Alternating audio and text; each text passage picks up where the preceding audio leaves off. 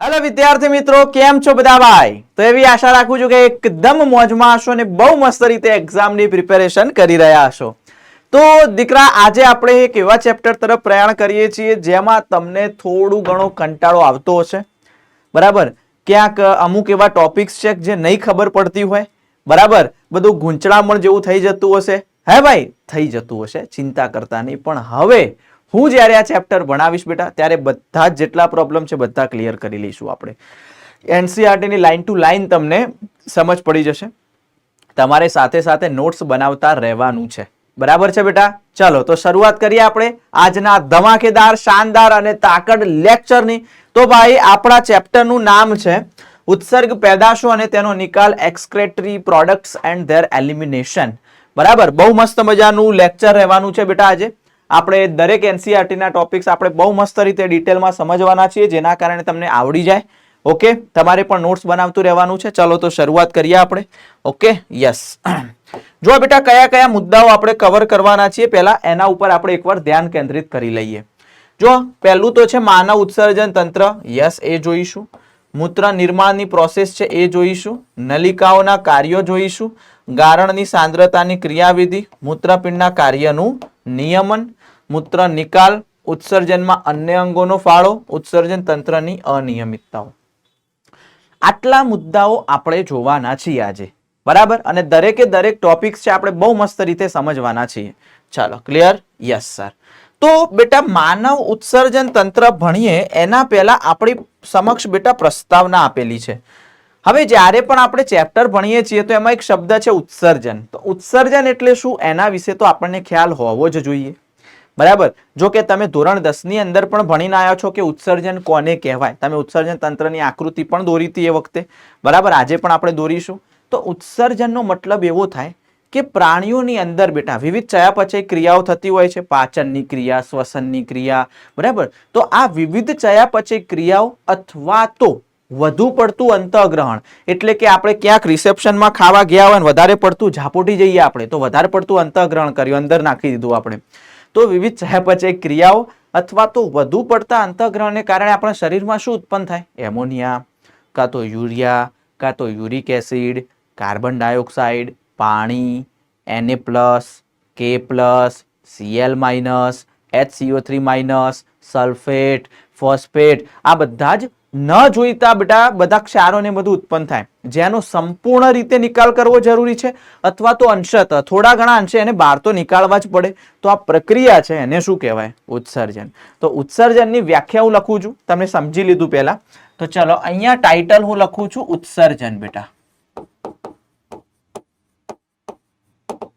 ચલો, તો સર ઉત્સર્જન કહેવાશે કોને? તો અહીંયા લખું કે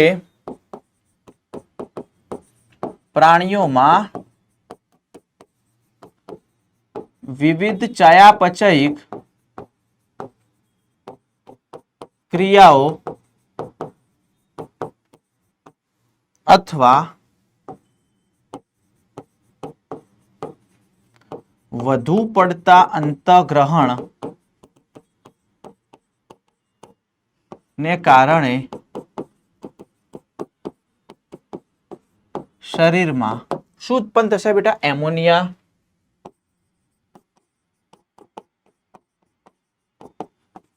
urea, uric acid, Na+, K+, Cl-, HCO3-, phosphate, sulphate, H2O અને CO2 જેવા દ્રવ્યો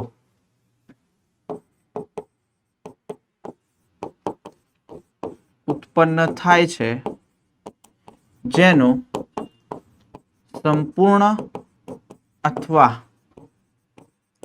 અંશતઃ નિકાલ થવો જરૂરી છે। આ પ્રક્રિયાને શું કહેવાય ભાઈ? ઉત્સર્જન। ઉત્સર્જન તરીકે આપણે ઓળખીએ છીએ। તો ઉત્સર્જનની મેં તમને વ્યાખ્યા અહીંયા લખાઈ દીધી બેટા, ક્લિયર? હવે સર આ ઉત્સર્જન કરવા માટે તમે કીધું sir ammonia, urea, uric acid આ બધું લખ્યું, તો શું દરેક સજીવોની અંદર, દરેક પ્રાણીઓની અંદર એક સરખા પ્રમાણમાં જ ઉત્સર્ગ દ્રવ્ય ઉત્પન્ન થતા હોય? તો ના બેટા. તો ઉત્સર્ગ પેદાશો મુખ્ય 3 પ્રકારની છે. જેમ કે આપણે યુરિયા ઉત્પન્ન કરીએ, બરાબર, ત્યાર પછી તમે લઈ લો તો ભાઈ જે કીટકો છે, તો કીટકોની અંદર યુરિક એસિડ ઉત્પન્ન થતો હોય. કેટલીક અસ્થિ મત્સ્ય જેમ કે મત્સ્ય છે, માછલીઓ છે, તો એમાં એમોનિયા ઉત્પન્ન થતો હોય. તો દરેકની અંદર અલગ અલગ હોય છે. તો ઉત્સર્ગ પેદાશો મુખ્ય 3 પ્રકારની હશે. દરેક વિશે આપણે વાત કરીએ, બરાબર. યસ, તો અહીંયા લખું છું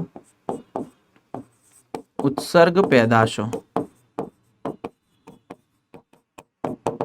એક્સક્રેટરી પ્રોડક્ટ્સ બેટા 3 ટાઈપની હશે.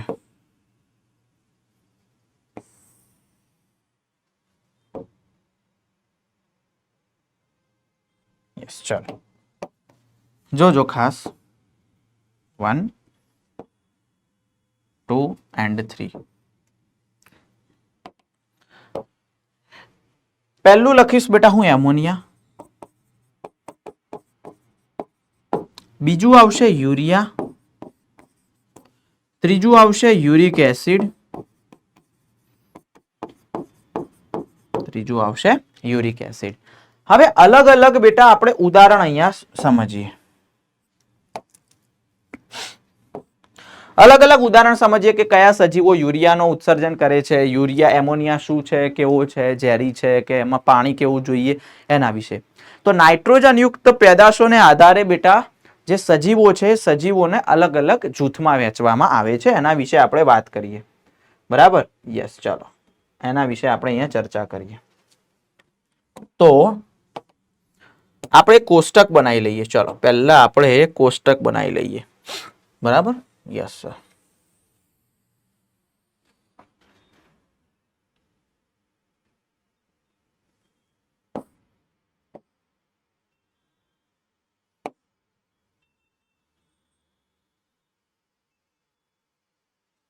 યસ, ચાલો ઓકે. હવે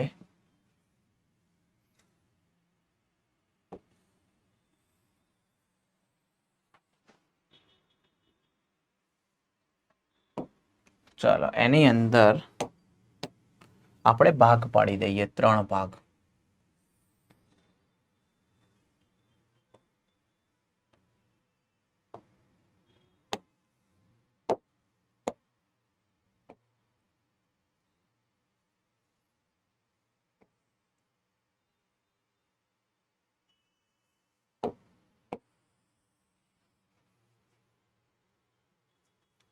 યસ, ચાલો આપણે અહીંયા 3 ભાગ પાડી દીધા બેટા. ઓકે,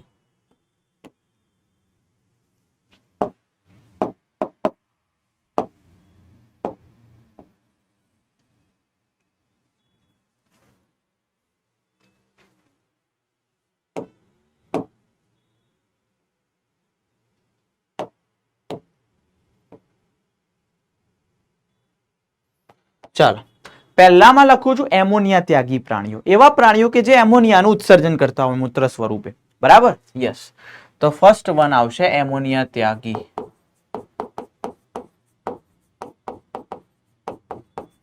જેને બેટા આપણે એમિનોટેલિઝમ કહેવાય એ પ્રોસેસને, અથવા તો એ પ્રાણીઓને કહેવાય એમિનોટેલિક પ્રાણીઓ. બીજા નંબરે આવશે બેટા યુરિયા ત્યાગી પ્રાણીઓ, અને ત્રીજા નંબરે આવશે યુરિક એસિડ ત્યાગી.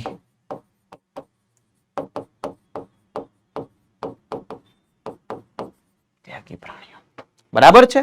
યસ, હવે તમે જોજો, હવે બેટા ધ્યાન આપજો.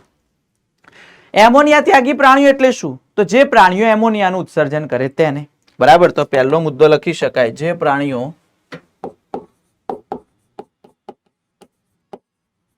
મૂત્ર સ્વરૂપે એમોનિયા ઉત્સર્જિત કરે.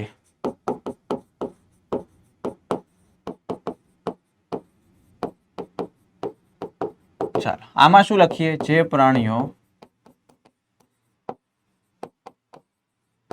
મૂત્ર સ્વરૂપે યુરિયા ઉત્સર્જિત કરે.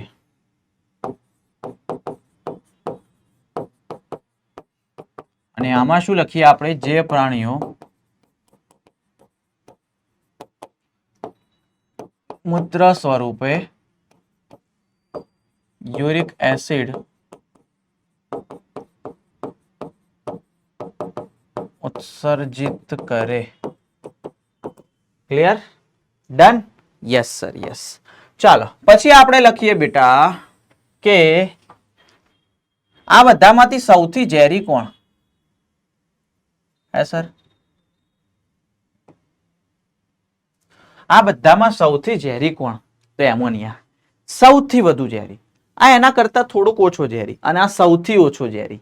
બરાબર, આ યાદ રાખજો. તો અહીંયા લખી શકાય સૌથી વધુ ઝેરી.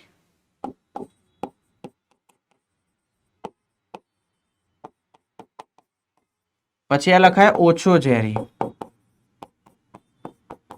અને આ સૌથી ઓછો ઝેરી.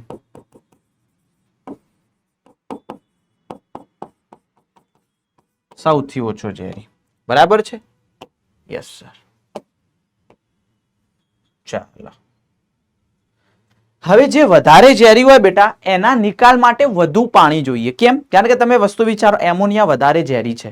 હવે વધારે ઝેરી હોય બેટા તો આપણે એ ઝેર વધારે છે તો આપણે એને બેટા શું કરવા? મંદ કરવા માટે પાણી વધારે ઉમેરી દઈએ. જેમ કે ભાઈ તમે કેમિસ્ટ્રીમાં પ્રેક્ટિકલ કરો છો તો એસિડ વધુ સાંદ્ર હોય તો તમે એને મંદ કરવા શું ઉમેરી દો? પાણી. એમ આને પણ મંદ કરવા માટે વધુ પાણી જોઈએ. તો બેટા આને ઉત્સર્જન જ્યારે મૂત્ર સ્વરૂપે ઉત્સર્જિત કરતા હોઈએ તો આના માટે વધુ પાણીની જરૂરિયાત રહે. બરાબર? તો આમાં વધુ, આમાં ઓછું પાણીની, આમાં ખૂબ જ ઓછા અથવા નહિવત પાણીની જરૂરિયાત રહે છે. તો અહીંયા લખી શકીએ વધુ પાણીની જરૂરિયાત રહે. ચાલો આમાં ઓછા પાણીની જરૂરિયાત રહે.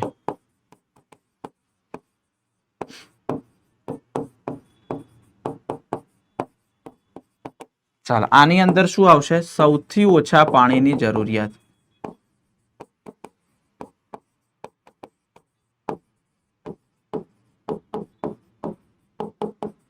સૌથી ઓછા પાણીની જરૂરિયાત એમાં છે.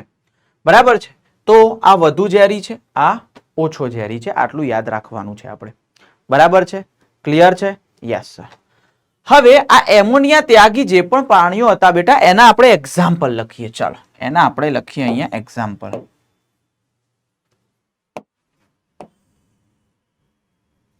ઓકે, ચલો હવે આપણે વાત કરીએ એના એક્ઝામ્પલ વિશે. બરાબર છે? Yes sir. એક્ઝામ્પલ.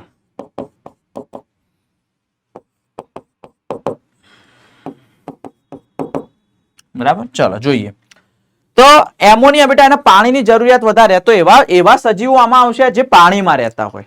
જેમ કે વાત કરું જલીય કીટકો, જલીય ઉભયજીવી, ઘણી અસ્થિ મત્સ્યો, આ બધી પાણીમાં રહે તો એના માટે એમોનિયા ઉત્સર્જિત કરવા માટે સરળતા રહે, પાણી વધારે હોય એટલા માટે. તો આની અંદર આપણે ઉદાહરણ લખીએ છીએ કે જલીય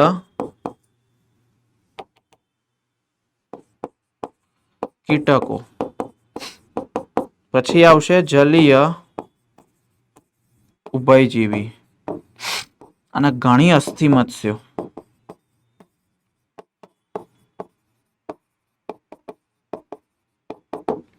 ચાલો યુરિયા એટલે આપણે બધા જેમાં પાણીની જરૂરિયાત ઓછી હોય તો આપણે બેટા મૂત્ર સ્વરૂપે યુરિયા ઉત્સર્જિત કરીએ જેમાં ઓછું પાણી હોય છે. બરાબર? તો આની અંદર આવશે સસ્તન, ત્યાર પછી આવશે બેટા સ્થલીય ઉભયજીવી. જલીય ઉભયજીવી એટલે કયું? જેમ કે ટેડપોલ છે. બરાબર? એ જલીય ઉભયજીવીમાં આવે, જ્યારે દેડકો એ સ્થલીય ઉભયજીવીમાં આવે.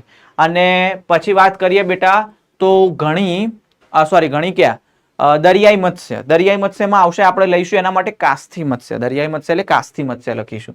તો આની અંદર એક્ઝામ્પલમાં આપણે લખી શકીએ સ્થલીય ઉભયજીવી.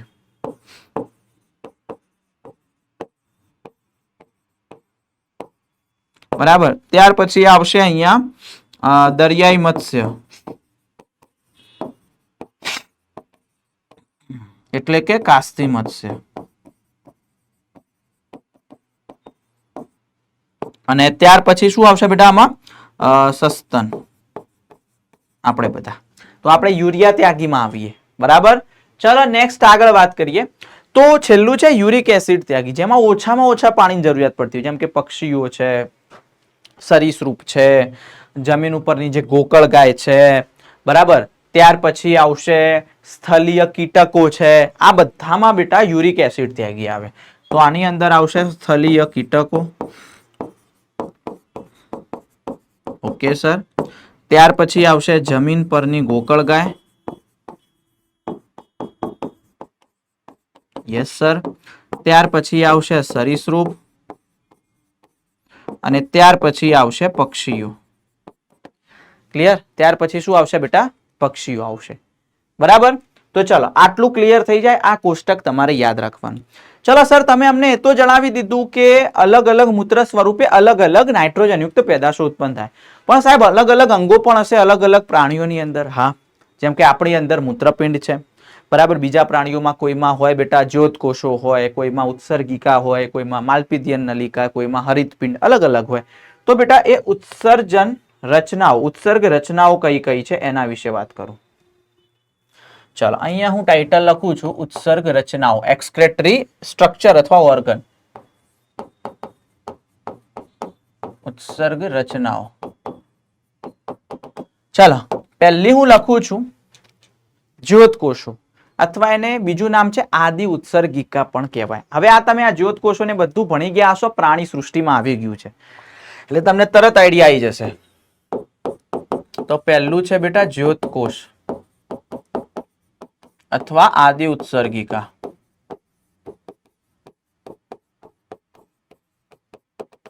ચાલ, જ્યોતકોષો સ્વરૂપે તમને તરત જ આઈડિયા આવી જાય કે પૃથુકૃમિ આવે, પ્લેનેરિયા ને બધા પૃથુકૃમિ, બરાબર, એ બધા આવે.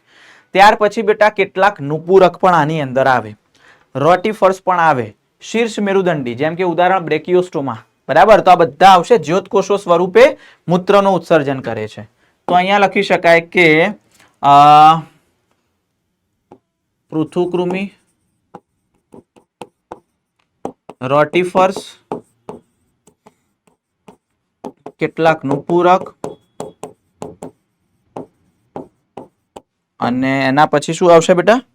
તો કેટલાક નુપુરક અને હા યસ શીર્ષ મેરુદંડી. તો આ બધામાં જ્યોતકોષો હોય ઉત્સર્જન માટે. ચલો સર, બીજા નંબરે વાત કરીએ ઉત્સર્ગિકા. ઉત્સર્ગિકા તમને ખબર છે અળસિયા જેવા નુપુરક ની અંદર હોય. તો સેકન્ડ વન શું આવશે બેટા અહીંયા? ઉત્સર્ગિકા.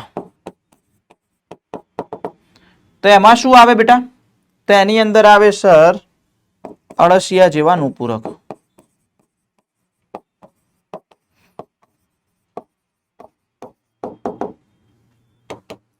ચાલો હવે ત્રીજા નંબરે વાત કરીએ આપણે. ચાલો ત્રીજા નંબરે શું આવશે બેટા? તો ત્રીજા નંબરે આવશે માલપીધિયન નલિકા, જે શેમાં હોય? વંદા જેવા કીટકોમાં, બરાબર. જે આવશે માલપીધિયન નલિકા.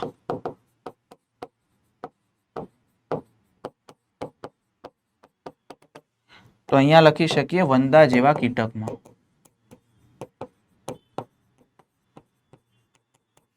ચાલો ચોથા નંબરે શું આવશે અહીંયા? તો ચોથા નંબરે આવશે બેટા હરિત ગ્રંથિ અથવા તો હરિતપિંડ, જેને એન્ટેનલ ગ્રંથિ પણ કહેવાય, જે ઝીંગા જેવા સ્તર કવચીમાં જોવા મળે, સંધિપાત સમુદાયની અંદર આવે. તો પછી આવશે હરિત ગ્રંથિ અથવા એન્ટેનલ નલ ગ્રંથિ,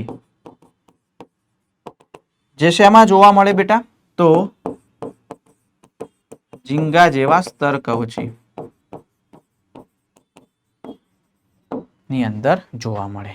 અને પછી બેટા સૌથી વધુ ઉપયોગમાં લેવાતું હોય અને સૌથી વધુ વિકસિત ઉત્સર્જન અંગ એટલે આવે મૂત્રપિંડ, બરાબર. તો પાંચમા નંબરે આવશે મૂત્રપિંડ. હવે એ તો ખબર છે તમને મૂત્રપિંડ શેમાં હોય? કિડની. યસ સર, ખબર છે કે ઉભયજીવી, સરીસૃપ, પક્ષીઓ, સસ્તન, બરાબર છે. ક્લિયર છે? યસ. તો આ બધા આવશે. ચાલો આટલી વસ્તુ ખબર પડી જાય બેટા, આમાં કોઈ મોટી વાત હતી નહીં. બીજું બેટા એક નોંધ સ્વરૂપે તમે લખજો, હું લખતો નથી, ખાલી લખી લેજો કે એમોનિયા છે ને બેટા, એ યુરિયા કરતા 1 લાખ ગણો વધુ ઝેરી છે. 1 લાખ ગણો. અને બીજી વસ્તુ, જે એમોનિયાનું ઉત્સર્જન કરે છે એ બધા સજીવો બેટા જાલરની સપાટી, બરાબર, જાલરની સપાટી અથવા શરીર સપાટી દ્વારા સરળ પ્રસરણથી પોતાના શરીરની સપાટી દ્વારા એ એમોનિયા બહાર નીકાળે છે પાણીની મદદથી, બરાબર. યસ. અને જે યુરિક એસિડ ત્યાગી છે પ્રાણીઓ, એ યુરિક એસિડ ત્યાગી પ્રાણીઓ બેટા ગોલકો અથવા લુગદી સ્વરૂપે અર્ધઘન સ્વરૂપે મૂત્રનું ઉત્સર્જન કરે છે, બરાબર. Yes sir. ચાલો, આટલું ક્લિયર થઈ જાય. હવે માનવ ઉત્સર્જન તંત્ર ભણીએ, પણ એના માટે આપણે બેટા પાણી પી લઈએ. ક્લિયર છે? યસ. ચાલો, ઓકે.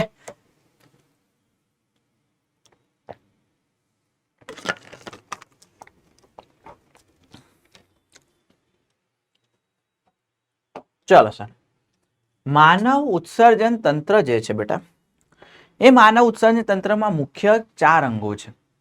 એક તો મૂત્રપિંડ, મૂત્રવાહિની, મૂત્રાશય અને મૂત્રમાર્ગ. આ 4 મુખ્ય અંગોનું બનેલું છે માનવ ઉત્સર્જન તંત્ર. પછી આપણે આકૃતિ દોરી દઈએ, બરાબર છે? યસ. ઓકે, આ 4 અંગો પહેલા અહીંયા આપણે લખી દઈએ છીએ. 1 2 3 અને 4, બરાબર. યસ. ચાલો, કયા આવશે સર? તો આવશે મૂત્રપિંડ બેટા. મૂત્રપિંડ કેટલા હોય? તો 1 જોડ હોય. પછી આવશે મૂત્રવાહિની. મૂત્રવાહિની પણ કેટલી હોય? 1 જોડ હોય. પછી આવશે મૂત્રાશય. મૂત્રાશય 1 જ હોય. પછી આવશે મૂત્રમાર્ગ. મૂત્રમાર્ગ પણ 1 જ હોય. એસી વધારી દો, 1 મિનિટ હો બેટા.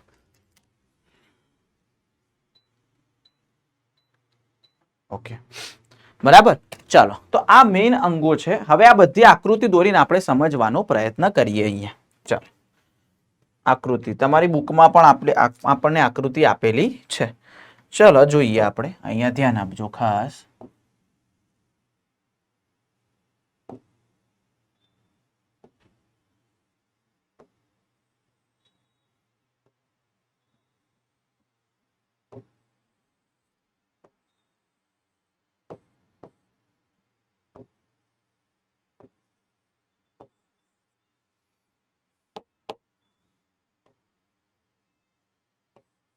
ચલો, એક આ આકૃતિ છે, એક અહીંયા આવશે.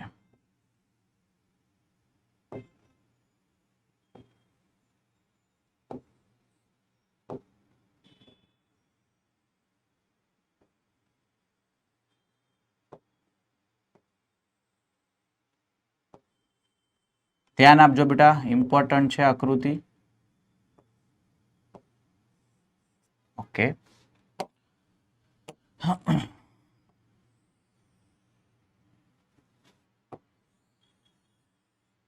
બરાબર. આ રીતે મૂત્ર તમારા મગજમાં આવું થાય, સાહેબ એક ઉપર દોર્યું એક નીચે દોર્યું, પણ એવું જ હોય.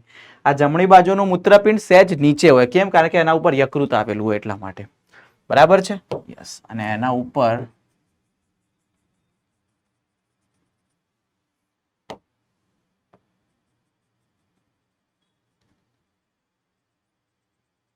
આ રીતે શું આવેલી હોય બેટા?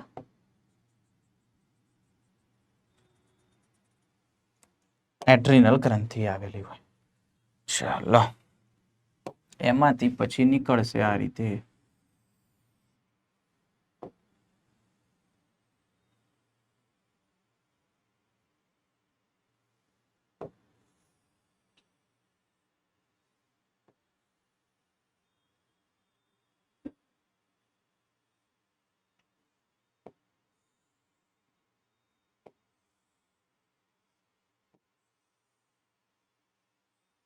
બરાબર.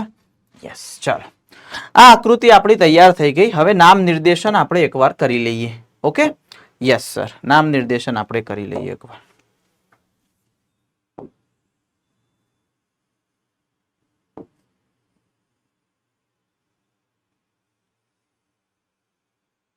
ઓકે, ચાલો જોઈ લઈએ આપણે નામ નિર્દેશન.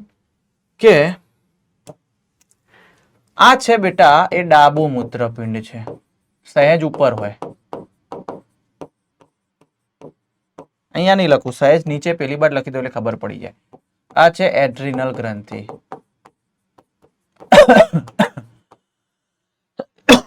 બરાબર છે? યસ. આ છે જમણું મૂત્રપિંડ, સહેજ નીચે. બરાબર. આ છે બેટા પૃષ્ઠ મહાશિરા, અને એમાંથી જે નીકળે એને કહીએ આપણે મૂત્રપિંડ શિરા, જે બ્લુ રંગની છે એ.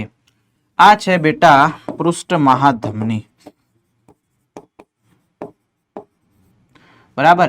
અને એમાંથી જે આ નીકળે છે એને આપણે કહીએ મૂત્રપિંડ ધમની. બરાબર. આ જે છે મૂત્રવાહિની, એવી બે હોય. આ છે મૂત્રાશય અને આ છે મૂત્રમાર્ગ. બરાબર. ચલો, લેબલિંગ પણ આપણે કરી લીધું અહીંયા. ઓકે, ડન છે દીકરા? તો આ આપણે અહીંયા આકૃતિ દોરી કોના વિશે? માનવ ઉત્સર્જન તંત્રની. હવે આપણે સ્ટેપ બાય સ્ટેપ દરેક વિશે સમજતા જઈએ. પહેલા આપણે વાત કરીએ જે મુખ્ય અંગ છે ઉત્સર્જન તંત્રનું, એ કયું છે? મૂત્રપિંડ. પહેલા નંબરે કોણ આવશે બેટા? મૂત્રપિંડ આવશે. જો તમારી બુકમાં પણ આ રીતે એક આકૃતિ આપેલી છે. ઓકે, તો હવે આપણે સૌ પ્રથમ વાત કરવા માટે જઈએ બેટા મૂત્રપિંડ વિશે, જેને આપણે કિડની કહીએ છીએ. મૂત્રપિંડ. હવે આપણને એની સંખ્યા તો ખબર છે એટલે લખવાની જરૂર નથી, પણ આની લંબાઈ, પહોળાઈ, જાડાઈ, એનો આકાર, એનો રંગ, ક્યાં આવેલું છે, એના વિશે થોડી ઘણી માહિતી મેળવી લઈએ. ચલો, તો પહેલા આપણે અહીંયા વાત કરીશું લંબાઈની. તો લંબાઈ હોય બેટા એની 10 થી 12 સેન્ટીમીટર. ચાલો, પછી આવશે પહોળાઈ. એની હોય બેટા 5 થી 7 સેન્ટીમીટર. પછી આવે એની જાડાઈ, જે હોય 2 થી 3 સેન્ટીમીટર. પછી આવે એનું આકાર. આકાર આવશે બેટા વાલના દાણા જેવો. બરાબર. ત્યાર પછી દીકરા આવશે એનો રંગ, તો લાલાશ પડતા કથ્થાઈ રંગનો.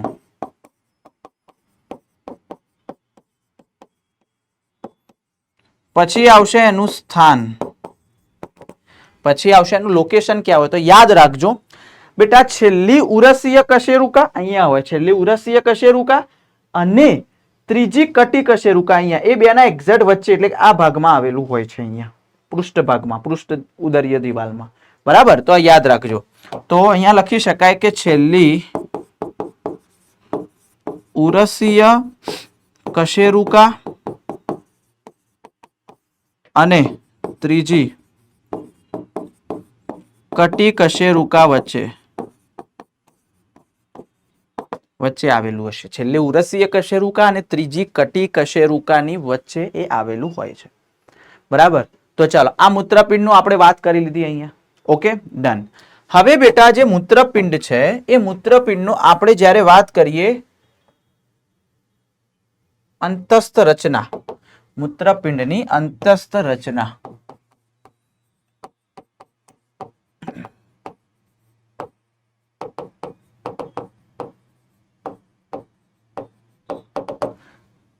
તો બેટા એ બે ભાગમાં વિભાજિત થાય છે. મૂત્રપિંડની અંતસ્થ રચનાની જ્યારે આપણે વાત કરીએ છીએ દીકરા, તો એ બે ભાગમાં વિભાજિત થાય છે. એક અને અહીંયા બે. ચાલો, કયા બે ભાગમાં સર? એક છે બેટા બાહ્યક, જેને આપણે કહીએ કોર્ટેક્સ, અને બીજું છે મજ્જક, જેને આપણે મેડ્યુલા કહીએ. તો એક આવશે બાહ્યક, બીજું આવશે મજ્જક.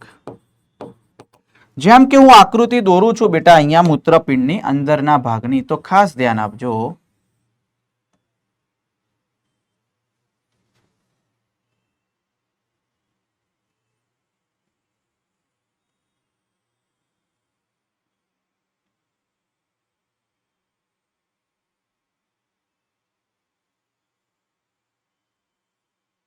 ચલો,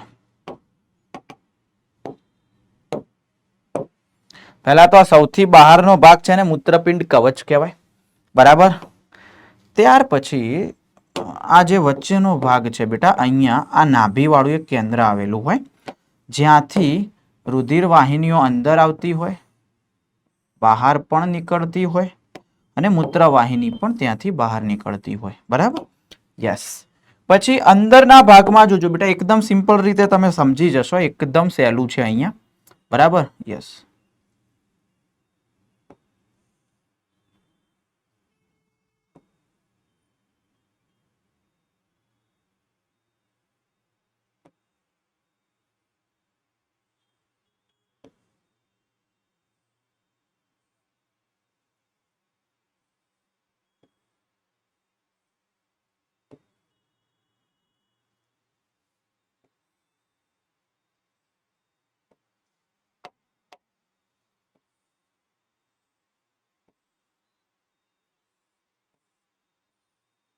ચાલો ક્લિયર. યસ, તો અહીંયા તમે જોજો બેટા, આ રીતે પિરામિડ જેવું હોય.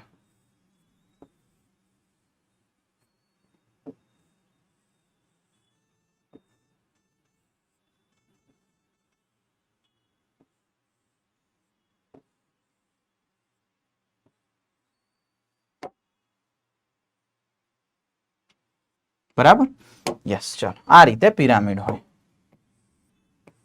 પછી આ રીતે હશે. જોજો હવે અહીંયા જો આપણે નામ નિર્દેશન કરીએ,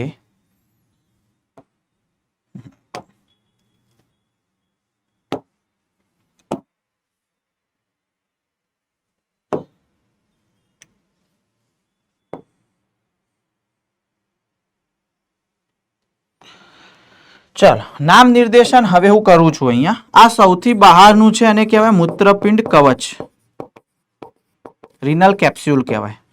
આ છે બેટા મૂત્રપિંડ બાહ્યક, રિનલ કોર્ટેક્સ. બરાબર. આ છે બેટા મજ્જક પિરામિડ,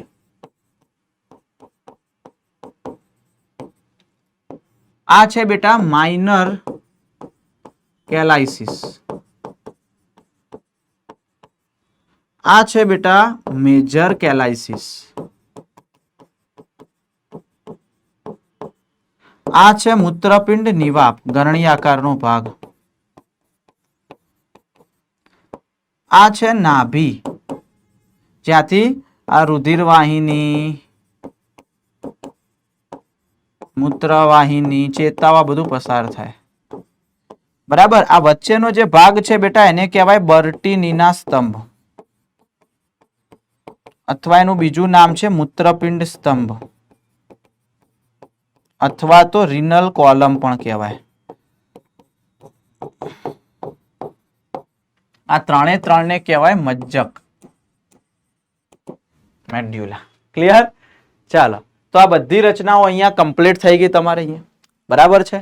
ઓકે, ડન. ભાઈ આ તો બધું એકદમ ઈઝી હતું. હવે આપણે મૂત્રપિંડનો ક્રિયાત્મક અને રચનાત્મક એકમ ભણીએ, જેને કહેવાય છે ઉત્સર્ગ એકમ. બરાબર. મૂત્રપિંડનો રચનાત્મક અને ક્રિયાત્મક એકમ. તો અહીંયા હું વાત કરું છું ઉત્સર્ગ એકમની. જો તમને આવી રીતે એક આકૃતિ આપેલી છે, મેં બધા વિશે વાત કરી લીધી અહીંયા. ઓકે, આવી ગયું બધું. હવે આવશે ઉત્સર્ગ એકમ. બરાબર. અહીંયા હું ટાઇટલ લખું છું ઉત્સર્ગ એકમ વિશે. ચાલો, તો ધ્યાન આપજો અહીંયા ખાસ.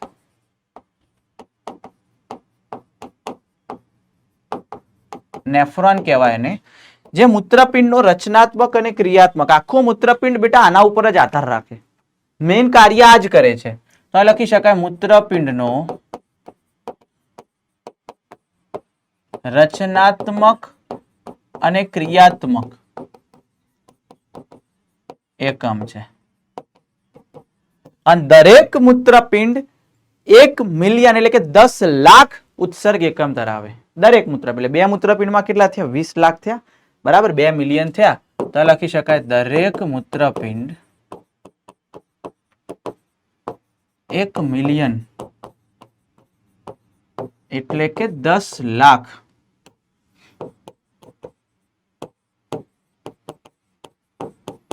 ઉત્સર્ગ એકમ ધરાવે. સર આ ઉત્સર્ગ એકમ છે શું? તો બેટા ઉત્સર્ગ એકમમાં બે પ્રકારના અંગો આવેલા હોય, જેના વિશે અહીંયા હું વાત કરું છું. તે જે આ ઉત્સર્ગ એકમ છે, હમણાં આકૃતિ દોરી એટલે આપોઆપ તમને ખબર પડી જશે બેટા. તો ઉત્સર્ગ એકમની અંદર બે પ્રકારના અંગો આવેલા હશે.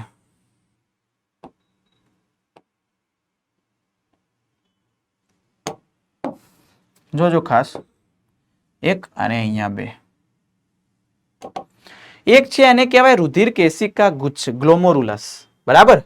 યસ, તો એક છે રુધિર કેશિકા ગુચ્છ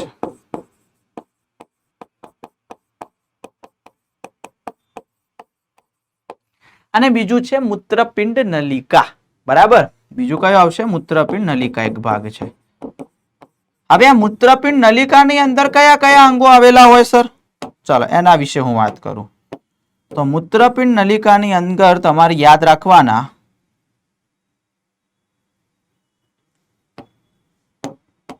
ચાલો 1 2 3 4 ચાલો પછી લખો બીજું. તો એક છે બેટા બાઉમેનની કોથળી. Yes sir. ચાલો બીજા નંબરે આવશે પીસીટી, હેન્ડલેનો પાસ, ડીસીટી, બસ આટલા ડીસીટી, બરાબર. યસ, તો આટલા અંગો એની અંદર આવેલા હોય છે. આ તમારે યાદ રાખવાનું. એમાં રુધિર કેશિકા ગુચ્છ અને બાઉમેનની કોથળી બે ભેગા મળે ત્યારે એને કહેવાય છે બેટા માલ્પીધિયન કણ અથવા માલ્પીધિયન કાય, બરાબર. તો આ બંને ભેગા જ્યારે મળે છે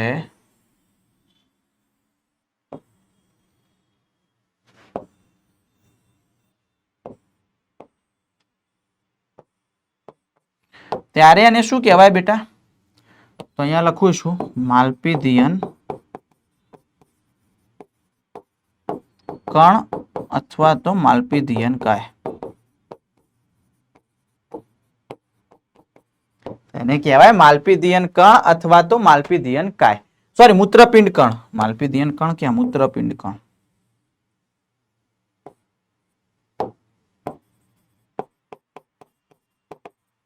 બરાબર. તો એને એ રીતે ઓળખવામાં આવે છે. ક્લિયર? તો આ ઉત્સર્ગ એકમના બે ભાગ, એમાં મૂત્રપિંડ નલિકા શું આવે, રુધિર કેશિકા ગુચ્છ શું, કયા કયા ભેગા મળી શું બનાવે. ચાલો આટલે સુધી તો ખબર પડી ગઈ હશે. આગળ વધીએ પાણી પીને, બરાબર. યસ, ચાલો પાણી પી અને આગળ વધીએ. ઓકે. યસ, તો આ 5 ભાગ અહીંયા 4 લખીએ. અરે એક સંગ્રહ નલિકા લખવાની, લખી દો. એક મિનિટ.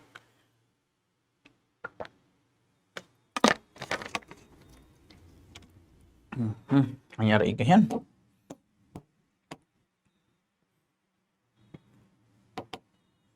અહીંયા આવશે એક સંગ્રહણ નલિકા.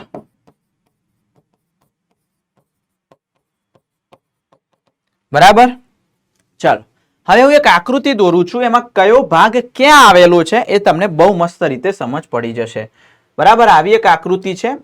હું મસ્ત રીતે સિમ્પલ વેમાં દોરીશ. તમારે પણ આ બાજુ ધ્યાન રાખવાનું છે બેટા. જોજો, ખાસ ધ્યાન આપજો.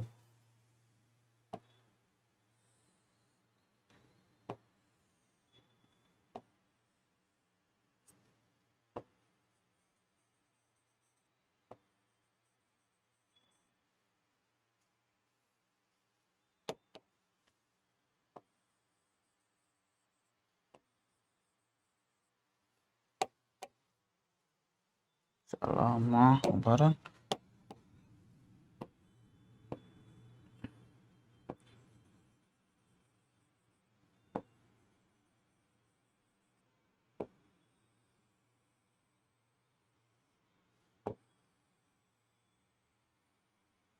ઓકે.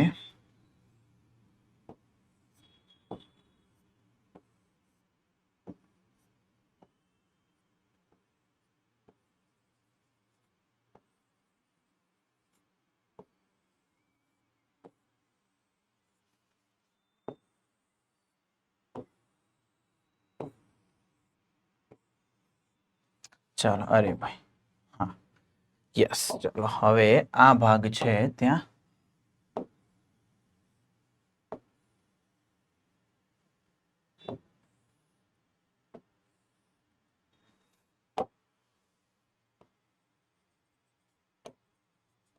ઓકે. ચાલો હવે હું નામ નિર્દેશન કરું છું બેટા, એટલે તમને તરત ખ્યાલ આવી જશે. અહીંયા બરાબર નામ નિર્દેશન કરું તો જુઓ, આ જે છે બાઉમેનની કોથળી છે. એ બાઉમેનની કોથળી લખી હતી મેં? હા, લખી છે. યસ, આ જે છે કપ આકારની બાઉમેનની કોથળી.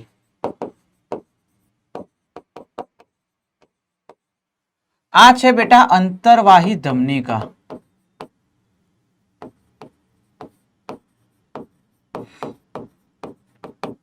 આ છે બહિર્વાહી ધમનિકા.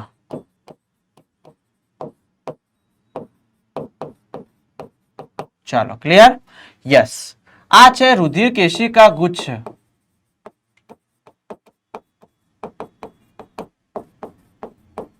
ઓકે. આ છે બેટા પીસીટી, જેને તમે કહો છો નિકટવર્તી ગૂંચળામય નલિકા. બરાબર. આ છે બેટા હેન્ડલેના પાસ. આખો હેન્ડલેનો પાસ કહેવાય, યુ આકાર જેવો છે ને, તો એ હેન્ડલેના પાસની બેટા અવરોહી ભુજા છે અને આ આરોહી ભુજા છે. બરાબર. તો અહીંયા લખું છું હેન્ડલેના પાસની અવરોહી ભુજા અને આ છે હેન્ડલેના પાસની આરોહી ભુજા. ચાલો ભાઈ. આ છે સંગ્રહણ નલિકા છે અને આ છે ડીસીટી છે, જેને દૂરસ્થ ગૂંચળામય નલિકા કહેવાય. બરાબર. હવે તમને બેટા એક અહીંયા ખાસ ધ્યાન આપજો.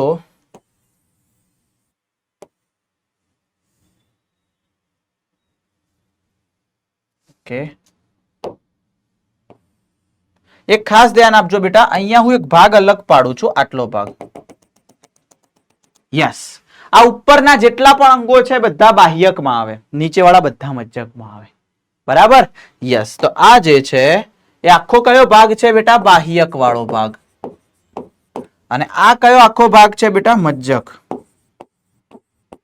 મજ્જક વાળો ભાગ છે. બરાબર. તો આ નામ યાદ રાખજો. તો જો મૂત્રપિંડ નલિકાઓ કઈ કઈ? પીસીટી, હેન્ડલેનો પાસ, ડીસીટી, સંગ્રહણ નલિકા, બાઉમેનની કોથળી. બરાબર. એમાં રુધિર કેશિકા ગુચ્છ છે, એમાંથી અંદર જો રુધિર છે ને બેટા આખા શરીરમાંથી આ અંતર્વાહી ધમનિકા દ્વારા અહીંયા આવે, પછી બધું ગાળણ થાય અને પછી મૂત્ર બને. આ રીતે એ આગળ સમજાવું છે, આખી પ્રોસેસ છે. પણ આ ઉત્સર્ગ એકમ બેટા બે પ્રકારના હોય. ઉત્સર્ગ એકમ બે પ્રકારના હોય. એક છે બાહ્યક ઉત્સર્ગ એકમ, બીજું જક્ષટા મજ્જક ઉત્સર્ગ એકમ. બાહ્યક ઉત્સર્ગ એકમ એટલે બેટા એનો મતલબ કે આ ભાગ છે, આખો ભાગ એ અંદર ઓછો ગયેલો, અંદર ઓછો ઘૂસેલો હોય. બરાબર. એ અંદર ઓછો ઘૂસેલો હોય એટલે કે થોડોક બહાર હોય. એટલે કે આ હેન્ડલેનો પાસ છે બેટા, હેન્ડલેનો પાસ શું હશે બેટા? તો મજ્જકમાં થોડા ઊંડે સુધી વિસ્તરેલો હશે નહીં, થોડોક બહાર હશે, તો એને બાહ્યક કહેવાય, બહાર છે એટલે. અને અમુક એવા ઉત્સર્ગ એકમ હોય જેમાં આ હેન્ડલેનો પાસ છે આખો આખો અંદર ખૂપી ગયો હોય, તો એને શું કહેવાય? જક્ષટા મજ્જક ઉત્સર્ગ એકમો. બરાબર. ક્લિયર છે? યસ. તો અહીંયા જો તમારી આ બુકમાં આકૃતિ આપી છે. હવે લાલ કલરનું મેં નથી બતાવ્યું, એ આગળ બતાવું છું. વાસા રેક્ટા કહેવાય, હમણાં આગળ બતાવું છું. બરાબર. તો અહીંયા ખાસ ધ્યાન આપજો, હું લખું છું એ કે જે ઉત્સર્ગ એકમ છે બેટા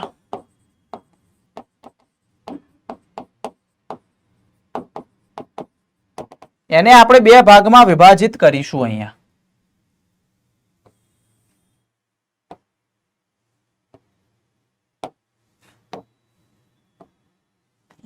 બે ભાગમાં વિભાજિત કરીશું,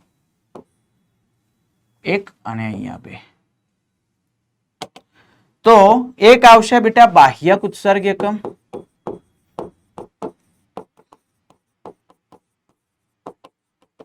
અને એક આવશે બેટા જક્ષટા મજ્જક ઉત્સર્ગ એકમ. તો અહીંયા લખી શકાય આમાં બેમાં ફરક શું? તો હેન્ડલેનો પાસ એ મજ્જકમાં એ ઊંડે સુધી વિસ્તરેલો નથી. બરાબર. હેન્ડલેનો પાસ મજ્જકમાં ઊંડે સુધી વિસ્તરેલ નથી. અને અહીંયા આપણે લખી શકીએ કે હેન્ડલેનો પાસ મજ્જકમાં ઊંડે સુધી વિસ્તરેલ છે.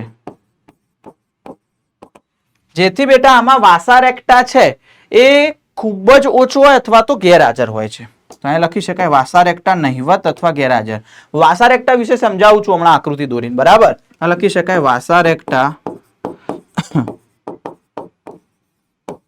ખૂબ જ ઓછો અથવા ગેરહાજર. અને આમાં યાદ રાખવાનું કે વાસા રેક્ટા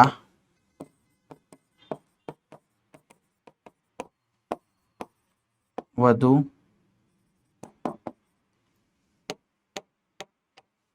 જોવા મળે, બરાબર. હેન્ડલેના પાસને ગૂંચળાઈને આવેલો હોય. જેમ કે તમે એક વસ્તુ અહીંયા હું સમજાવું કે ભાઈ આ છે એને આપણે કોપી કરી લઈએ. ઓકે, યસ, ચલો આ રીતે. હવે ખાસ ધ્યાન આપજો.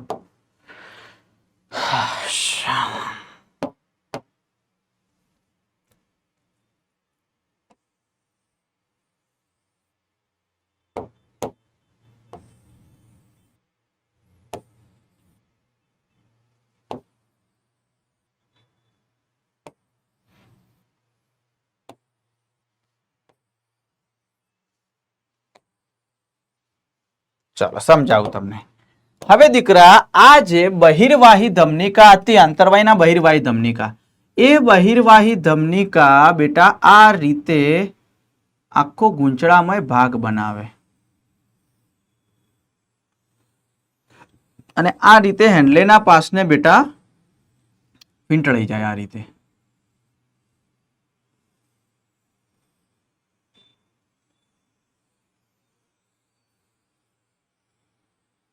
આ રીતે અને એમાં જે આ યુ આકારનો આખો ભાગ બન્યો એને કહેવાય વાસા રેક્ટા. આ યુ આકારનો વાસા રેક્ટા. યાદ રાખજો આ જે પીળા કલરનો હેન્ડલેનો પાસ છે બેટા એમાં ગારણ હોય, મૂત્રનું નિર્માણ થાય.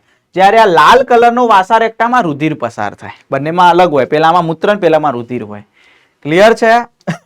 ડન છે? યસ. હવે બેટા આમાં એક બીજી વસ્તુ તમારે યાદ રાખવાની. આ જે બેટા ગૂંચળામય રચના જે આખી બની છે સૂક્ષ્મ વાહિની બહિર્વાહી ધમનિકામાંથી જે નીકળે છે, પેલા અહીંયા નામ નિર્દેશન કરું. આ છે બહિર્વાહી ધમનિકા અને એમાંથી જે આ બને છે આખી ગૂંચળામય, તો એને કહેવાય પરિનલિકા, પેરીટ્યુબ્યુલ. બરાબર, તો આને કહેવાય પરિનલિકા. તો તમને પ્રશ્ન પૂછે પરિનલિકા કેવી રીતે બને? તો બહિર્વાહી ધમનિકા એ મૂત્રપિંડ નલિકાને સૂક્ષ્મ રીતે વીંટળાઈ અને એક સૂક્ષ્મ નલિકા બનાવે જેને પરિનલિકા કહેવાય. બરાબર. જ્યારે વાસા રેક્ટા કોને કહેવાય? તો બેટા જે આ પરિનલિકા છે એ હેન્ડલેના પાસને યુ આકારે ગૂંચળામય રીતે વીંટળાઈ જાય એને વાસા રેક્ટા કહેવાય. તો આ બેમાં આ ફરક. વાસા રેક્ટા અહીંયા હોય, પરિનલિકા અહીંયા હોય, આ ભાગે. ઓકે, ડન છે? યસ સર, હવે આવડી જાય. ચાલો હવે એક ટોપિક આગળ વધીએ આપણે. જો આ તો ખબર છે અંતર્વાહી ધમનિકા, આ આખો વચ્ચેનો ભાગ છે જ્યાં ગારણ થાય મૂત્રનું, એને કહેવાય રુધિર કેશિકા ગુચ્છ. પછી આ છે બાઉમેનની કોથળી, અહીંયા નિકટવર્તી ગૂંચળા એટલે પીસીટી આવશે. આ બહિર્વાહી ધમનિકા. બરાબર. ચલો મૂત્ર નિર્માણ હવે ભણીએ પાણી પીને. અહીંયા સુધી ખબર પડી હોય તો એકવાર બેટા ફટાફટ થમ્સઅપ આપી દો. જલ્દી દીકરાઓ, એકવાર ફટાફટ થમ્સઅપ.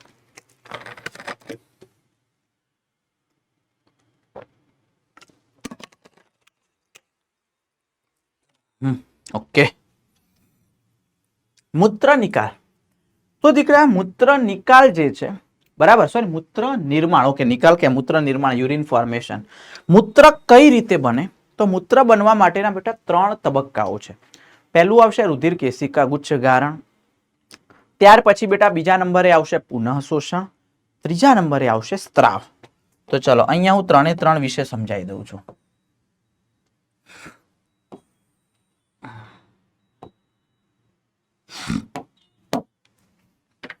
ચાલો 1, ઓકે, અહીંયા 2 અને અહીંયા 3. ચાલો પહેલું આવશે રુધિર કેશિકા ગુચ્છ ગારણ.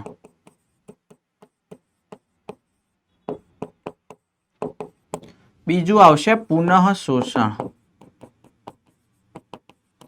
અને ત્રીજું આવશે બેટા સ્ત્રાવ. બરાબર, સ્ત્રાવ. હવે એક આકૃતિ હું દોરું છું, ખાલી એટલી આકૃતિ ધ્યાનમાં આપજો બેટા, ધ્યાન આપજો.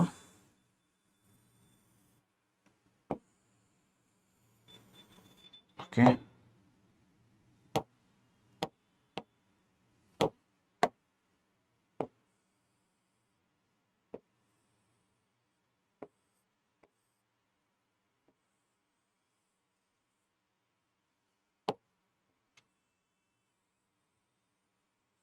ચાલો.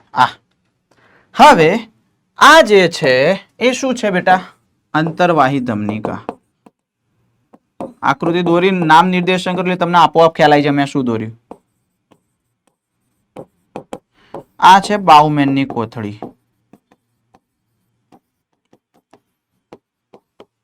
આ છે બહિર્વાહી ધમનિકા.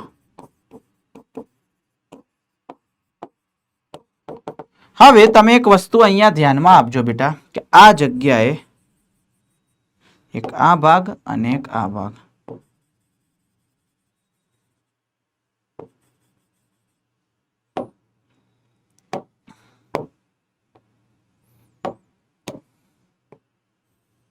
ઓકે, હવે જોજો, રુધિર કેશિકા ગુચ્છ હોય બેટા. હા યસ, આ રુધિર કેશિકા ગુચ્છ છે.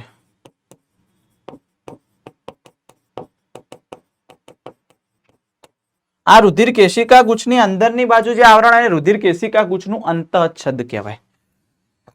લખી શકાય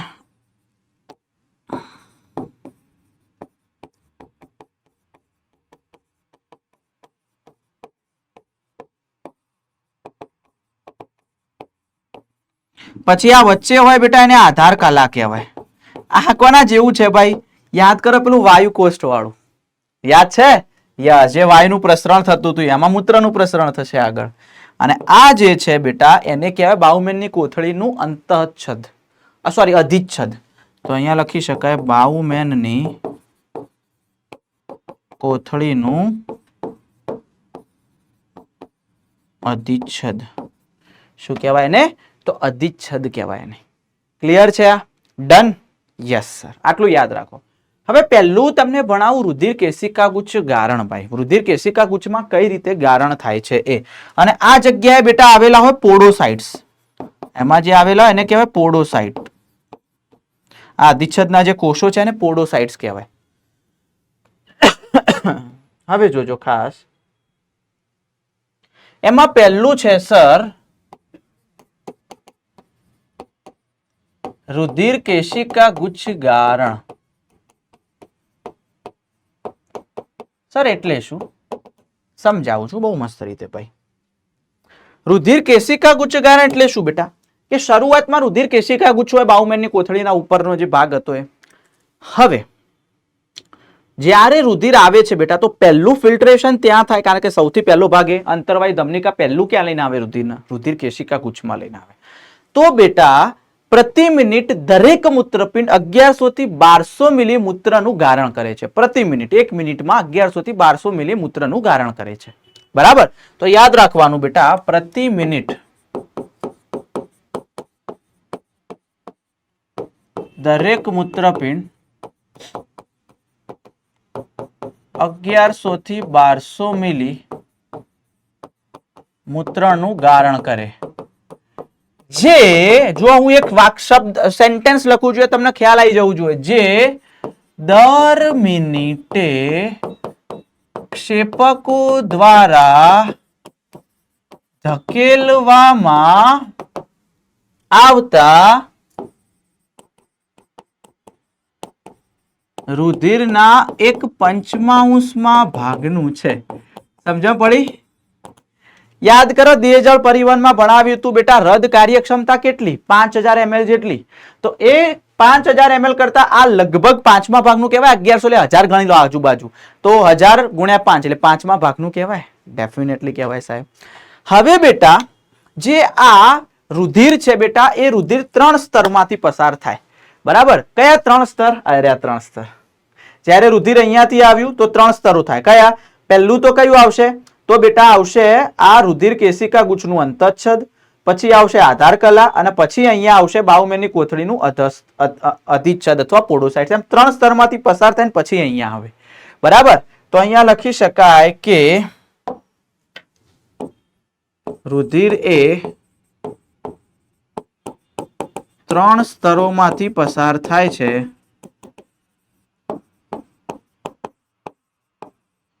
ગારણ પામે. બરાબર. કયા 3 સ્તરો ભાઈ? તો અહીંયા લખી દેવાનું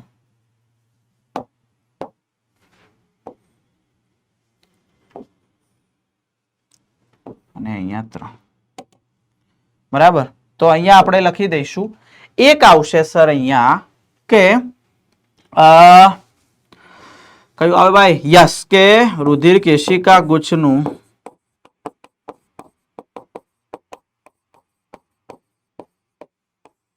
અંતચ્છદ. પછી આવે આધાર કલા અને પછી આવે બાઉમેનની કોથળીનું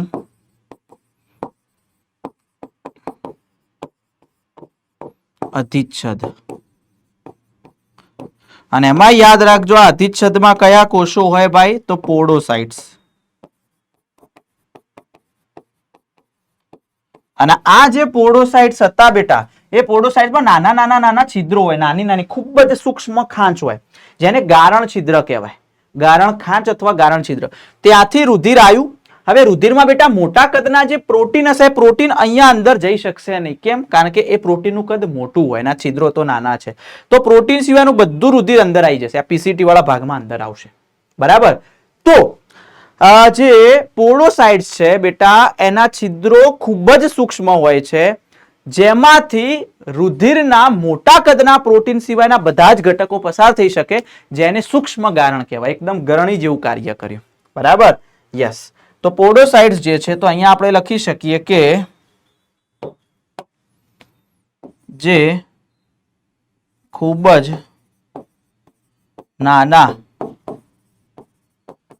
છિદ્રો ધરાવે. બરાબર. તેને ગારણ ખાંચ કે ગારણ છિદ્ર કહે છે.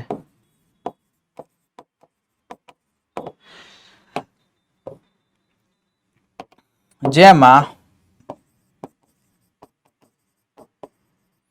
રુધિર રસના મોટા કદના પ્રોટીન સિવાયનું રુધિરનું ગારણ થાય. આના બેટા ગારણ થઈને કેટલો જથ્થો ઉત્પન્ન થયો છે? આ ગારણ થઈને તો બેટા એપ્રોક્સ 125 મિલી પ્રતિ મિનિટ. 1 મિનિટમાં 125 મિલી જેટલો ગારણનો જથ્થો ઉત્પન્ન થાય દરેક મૂત્રપિંડ દ્વારા, જેને કહેવાય GFR. રુધિર કેશિકા ગુચ્છ ગારણ દર. રુધિર કેશિકા ગુચ્છે જ ગારણ કર્યું ને, તો રુધિર કેશિકા ગુચ્છ ગારણનો દર કેટલો છે? 1 મિનિટમાં 125 મિલી. બરાબર. તો અહીંયા લખી શકાય આમ દરેક મૂત્રપિંડ દ્વારા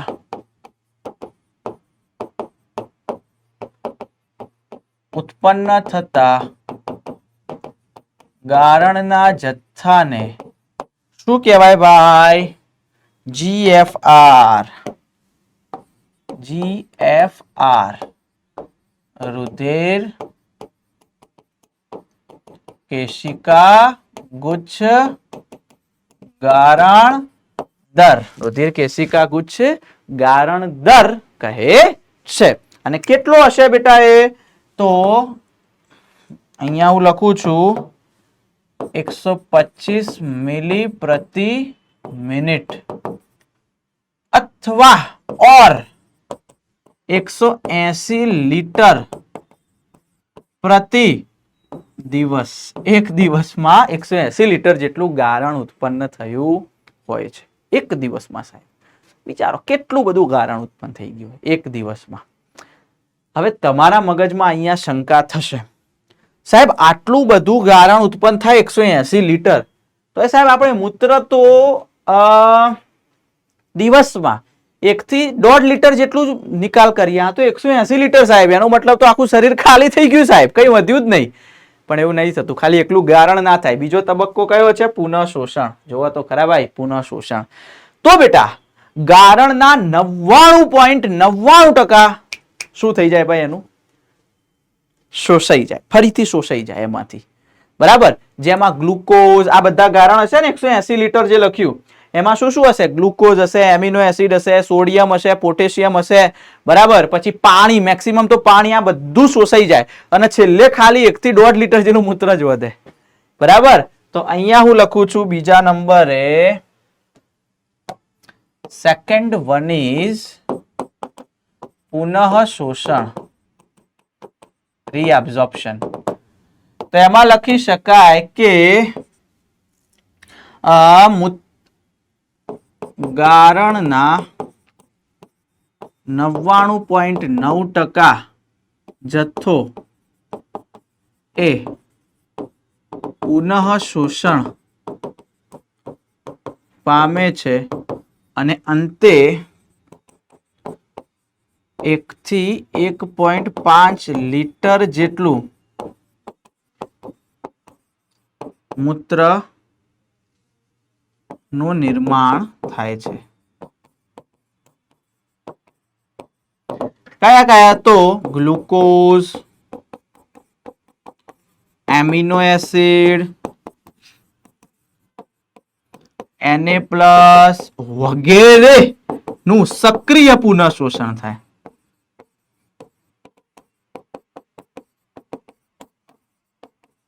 જ્યારે નાઇટ્રોજન યુક્ત પદાર્થો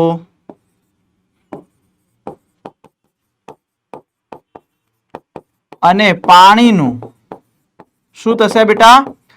નિષ્ક્રિય પુનઃ શોષણ થાય છે. બરાબર, અને ત્રીજો પ્રકાર કયો છે બેટા? સ્ત્રાવ. થર્ડ વન ઇઝ સ્ત્રાવ બેટા, સિક્રેશન. સરસ, સ્ત્રાવ શું છે? તો એટલું યાદ રાખો આમાં કે બેટા હવે બધું પુનઃ શોષણ થઈ જશે તો એનો મતલબ સાહેબ મૂત્રની અંદર વધારે પ્રમાણમાં જથ્થો વધ્યો જ નથી, કારણ કે આપણને ખ્યાલ છે બેટા બંને બાજુ પ્રમાણ જળવાઈ રહેવું જરૂરી છે. બરાબર, બંને બાજુ પ્રમાણ જળવાઈ રહેવું જરૂરી છે, જેને આપણે આશ્રુતિ નિયમન કહીએ. બંને બાજુ એસિડ બેઝ સમતુલન, પીએચ, આશ્રુતિ નિયમન, ક્ષાર, આ બધાની સમતુલા જળવાઈ જોઈએ. એટલા માટે થોડાક પ્રમાણમાં આ જે પુનઃ શોષણ થયું એમાંથી થોડાક પ્રમાણમાં Na+, K+, એમોનિયા, યુરિયા, આ બધાનું થોડાક પ્રમાણમાં અંદર સ્ત્રાવ થાય. બરાબર, જેના કારણે બંને બાજુ બેલેન્સ રહે, એટલા માટે સ્ત્રાવની પ્રોસેસ થાય. બરાબર, તો ત્રીજા નંબરે શું આવશે બેટા? સ્ત્રાવ. તો અહીંયા લખી શકીએ આપણે કે પીએચ, આશ્રુતિ નિયમન, એસિડ બેઝ નિયમન,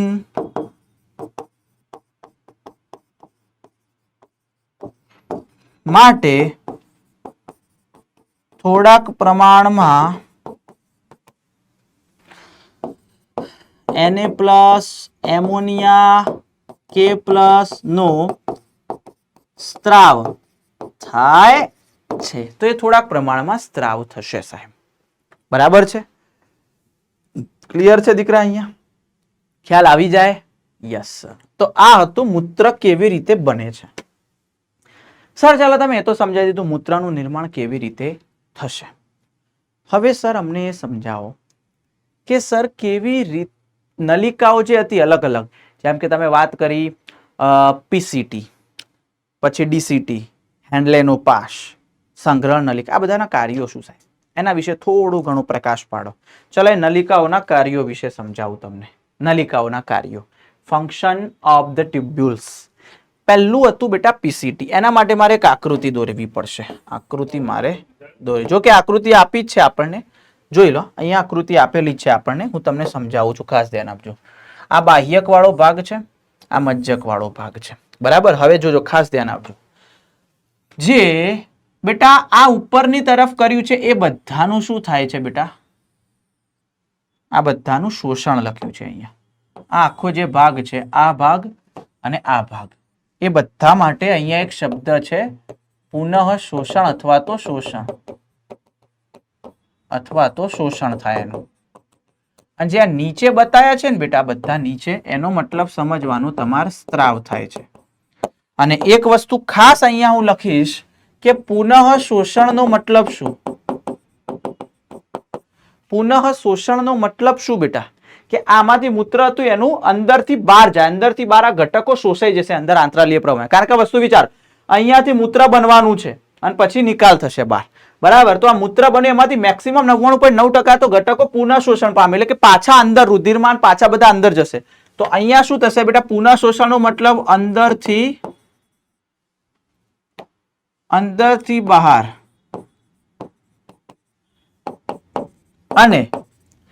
અને બીજું બેટા કે સ્ત્રાવનો મતલબ બહારથી અંદર. અહીંયા બહાર હતા એમાંથી અંદર જાય. મેં કીધું કેમ સ્ત્રાવ થાય? બંને બાજુ સંતુલન માટે. તો સ્ત્રાવ જે હતો બહારથી અંદર. ચાલો, તમને પહેલું પીસીટી છે, આ પીસીટી વાળો ભાગ, એમાં શું દેખાય છે બેટા? તો એની અંદર તમે જોઈ શકો છો બેટા, એમિનો એસિડ હોય, બરાબર, NaCl હોય, પાણી હોય, પોષક ઘટકો હોય, આ બધાનું શું થશે? પુનઃ શોષણ. એટલે 70 થી 80% પુનઃ શોષણ. અહીંયા કેમ પુનઃ શોષણ શબ્દ? પુનઃ શોષણ એટલા માટે, ઓલરેડી આ બધા ઘટકો મોટા આંતરડામાં તો એકવાર શોષાઈ ગયા છે, હવે બીજી વાર શોષાય છે, એટલા માટે મારે પુનઃ શોષણ શબ્દ વાપરવો પડે. પણ અહીંયા એક વસ્તુ ખાસ ધ્યાન રાખજો, HCO3- પહેલી વાર અહીંયા શોષણ પામે, એટલા માટે HCO3- માટે મારે શોષણ લખવું પડે. બાકી બધા ઘટકો માટે હું પુનઃ શોષણ લખીશ, ખાલી HCO3- માટે હું પુનઃ શોષણ શબ્દ વાપરીશ. તો પહેલું આવશે અહીંયા નિકટવર્તી ગુંચળામય નલિકા, જેને આપણે કહીએ છીએ પીસીટી, બરાબર? તો એમાં લખવાનું બેટા ગ્લુકોઝ, એમિનો એસિડ,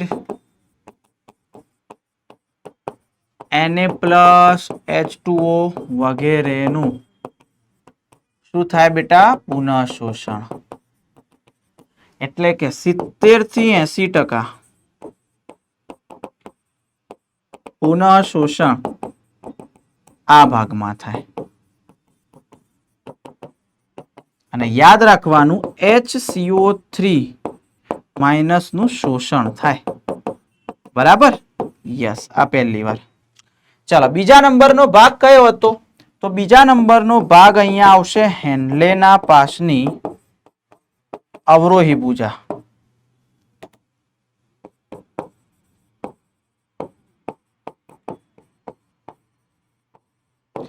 યાદ રાખવાનું છે તમારે અહીંયા કે હેન્ડલેનો પાસની બે ભુજાઓ, એક આ રીતે, એક આ રીતે, બરાબર છે? યસ. એમાં જે બેટા નીચે તરફ બતાવેલી છે તો એને અવરોહી ભુજા કહેવાય. અવરોહી ભુજામાં ફક્ત પાણીની અવર જવર થાય.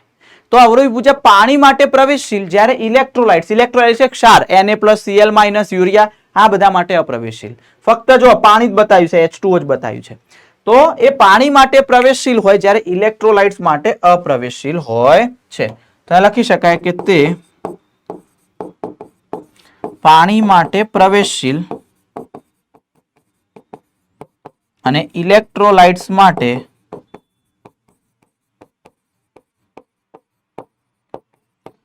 અપ્રવેશશીલ છે. અને એ જ રીતે પેલામાં ઊંધું, હેન્ડલેના પાસની જે આરોહી ભુજા હતી એ પાણી માટે અપ્રવેશશીલ, જ્યારે ક્ષાર માટે પ્રવેશશીલ. જો NaCl બતાવ્યું, યુરિયા બતાવ્યું, બરાબર? યસ. તો અહીંયા લખી શકાય ત્રીજા નંબરની નલિકા કઈ આવશે બેટા? હેન્ડલેના પાસની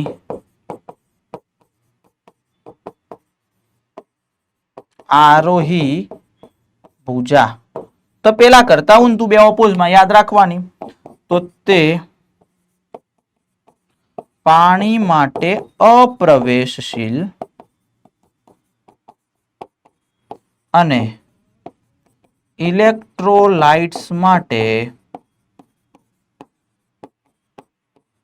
પ્રવેશશીલ છે. ચાલો, ચોથા નંબરે હવે હું લખું છું બેટા, ચોથા નંબરે. ચાલો, fourth one is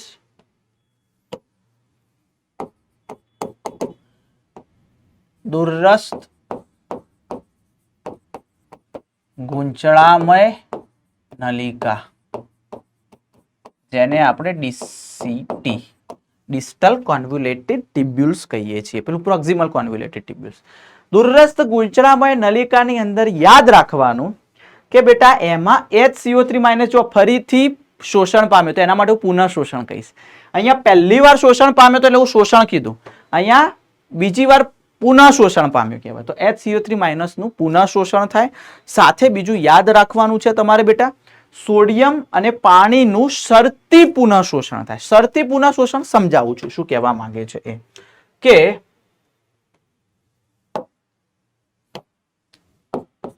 HCO3- નું પુનઃ શોષણ અને Na+ અને પાણીનું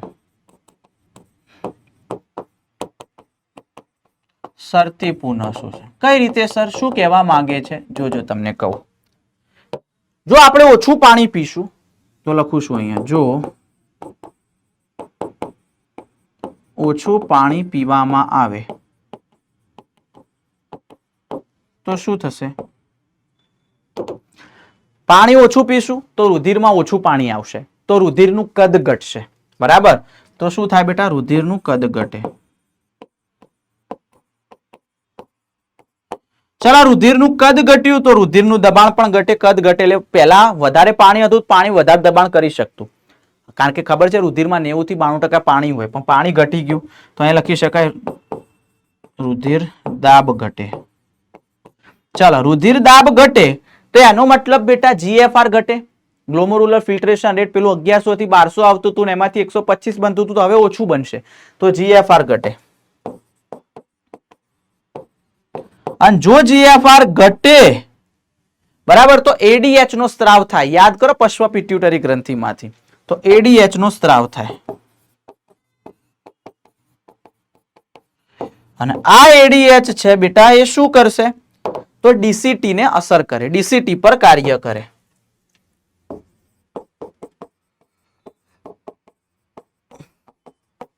DCT ઉપર કાર્ય કરે તો બેટા DCT શું કરે? પાણીનું પાછું પુનઃ શોષણ કરે. મૂત્રમાંથી જેટલું હજુ પાણી હશે બધું ખેંચવાનો ટ્રાય કરશે. તો અહીંયા શું કરશે બેટા? તો પાણીનું પુનઃ શોષણ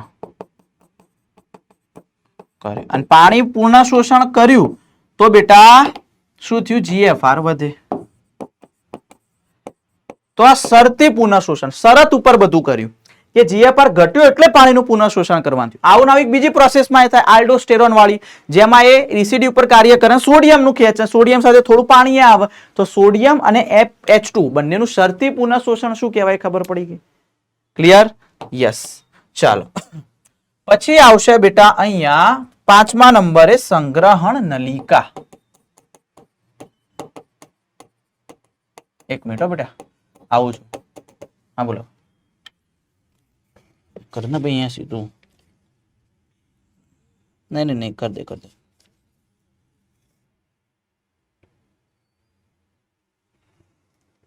ચાલો ભાઈ, હવે આ બાજુ સંગ્રહણ નલિકાની અંદર હું વાત કરું તો એમાં કહી શકાય કે તે શું કરે છે બેટા? એ પણ પાણીનું પુનઃ શોષણ કરે. તો પાણીનું પુનઃ, મેક્સિમમ જેટલું પાણી શોષાય એટલું આપણા શરીર માટે ફાયદો, નહીં તો મૂત્ર સ્વરૂપે વ્યય થશે.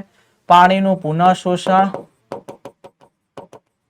અને બેટા મજ્જકમાં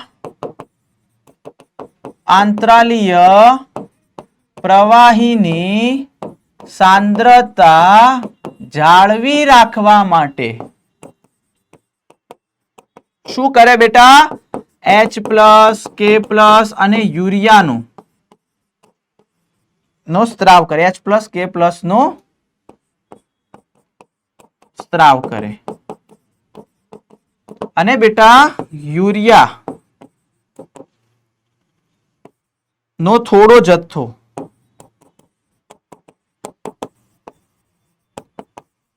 આંતરાલીય પ્રવાહીમાં ઉમેરે. કેમ? મેં કીધું તમને બેટા, બંને બાજુ એસિડ બેઝ સંતુલન, pH, આયનીય સંતુલન આ બધું જાળવી રાખવું એના માટે. તો આ અહીંયા આપણે કોની વાત કરી બેટા? નલિકાઓના કાર્યો વિશે વાત કરી. ક્લિયર છે આ? ચલો, તો હવે આગળ વાત કરીએ બેટા. આપણે એક સરસ મજાનો ટોપિક આપણી સમક્ષ છે, ગારણની સાંદ્રતાની ક્રિયાવિધિ. બેટા ગારણની સાંદ્રતા, હવે આપણે વાત કરીએ તો બેટા જે બાહ્યકમાંથી જેમ જેમ મજ્જકમાં આવતા જઈએ છીએ નીચે તેમ તેમ બેટા ગારણની સાંદ્રતા વધતી જાય, જે મૂત્રનું જે સાંદ્રતા હોય ધીરે ધીરે વધતી જાય. જેમ કે અહીંયા કાઉન્ટર કરંટ ક્રિયાવિધિ જોવા મળશે. કાઉન્ટર કરંટ એટલે વિરુદ્ધ પ્રવાહ. એક પ્રવાહ આમ જતો હોય તો એક પ્રવાહ નીચે આવતો હોય, આ રીતે. તો વિરુદ્ધ દિશામાં સમજાવું એટલે ખબર પડી જાય. બરાબર. તો અહીંયા આપણે લખી શકીએ કે સસ્તનો સાંદ્ર મૂત્ર ઉત્પન્ન કરવાની ક્ષમતા ધરાવે છે. બરાબર. પછી અહીંયા લખી શકીએ ગારણ અને રુધિરના વિરુદ્ધ પ્રવાહ શું કહેવાય બેટા? એને કાઉન્ટર કરંટ કહેવાય. અને આ કાઉન્ટર કરંટ જે છે ભાઈ, બરાબર, કાઉન્ટર કરંટનો પ્રવાહ એ 3 રીતે થાય. બરાબર. તો કાઉન્ટર કરંટ બેટા 3 રીતે આપણને જોવા મળશે. ખાસ ધ્યાન આપજો, પછી આકૃતિ દોરીને સમજાવી દઉં. બરાબર છે? Yes sir. ઓકે, ચાલો. એ 3 રીતે અહીંયા થતું હોય છે કાઉન્ટર કરંટ. 1, 2 અને 3. બરાબર છે? યસ. તો એક આવશે બેટા હેન્ડલેના પાસની અવરોહી નારોહી ભુજા વચ્ચે એક તો થાય, એમાં વિરુદ્ધ દિશા હોય એટલે કાઉન્ટર કે વિરુદ્ધ દિશા હોવું જોઈએ. તો હેન્ડલેના પાસની અવરોહી અને આરોહી ભુજા વચ્ચે.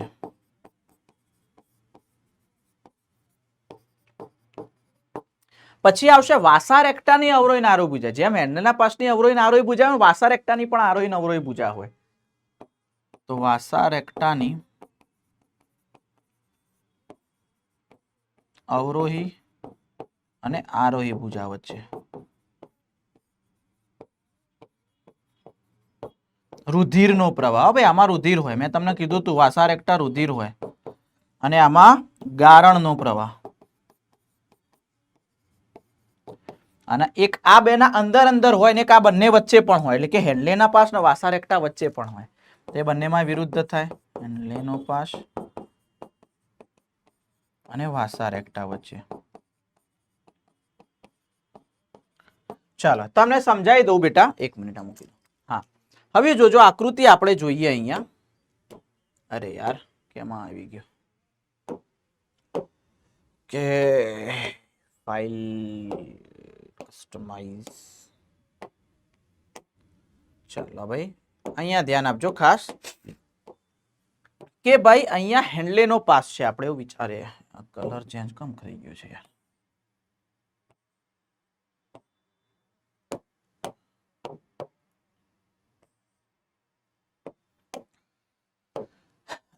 ચાલો ભાઈ, આ જે છે, અરે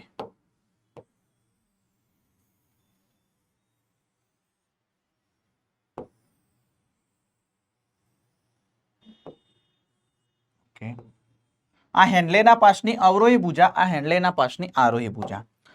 એ જ રીતે અહીંયા હું દર્શાવું.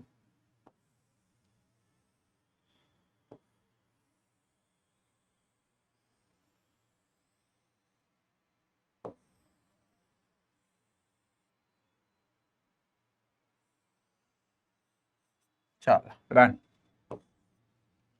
આ વાસાર એકટા છે. ચાલો, એ આ છે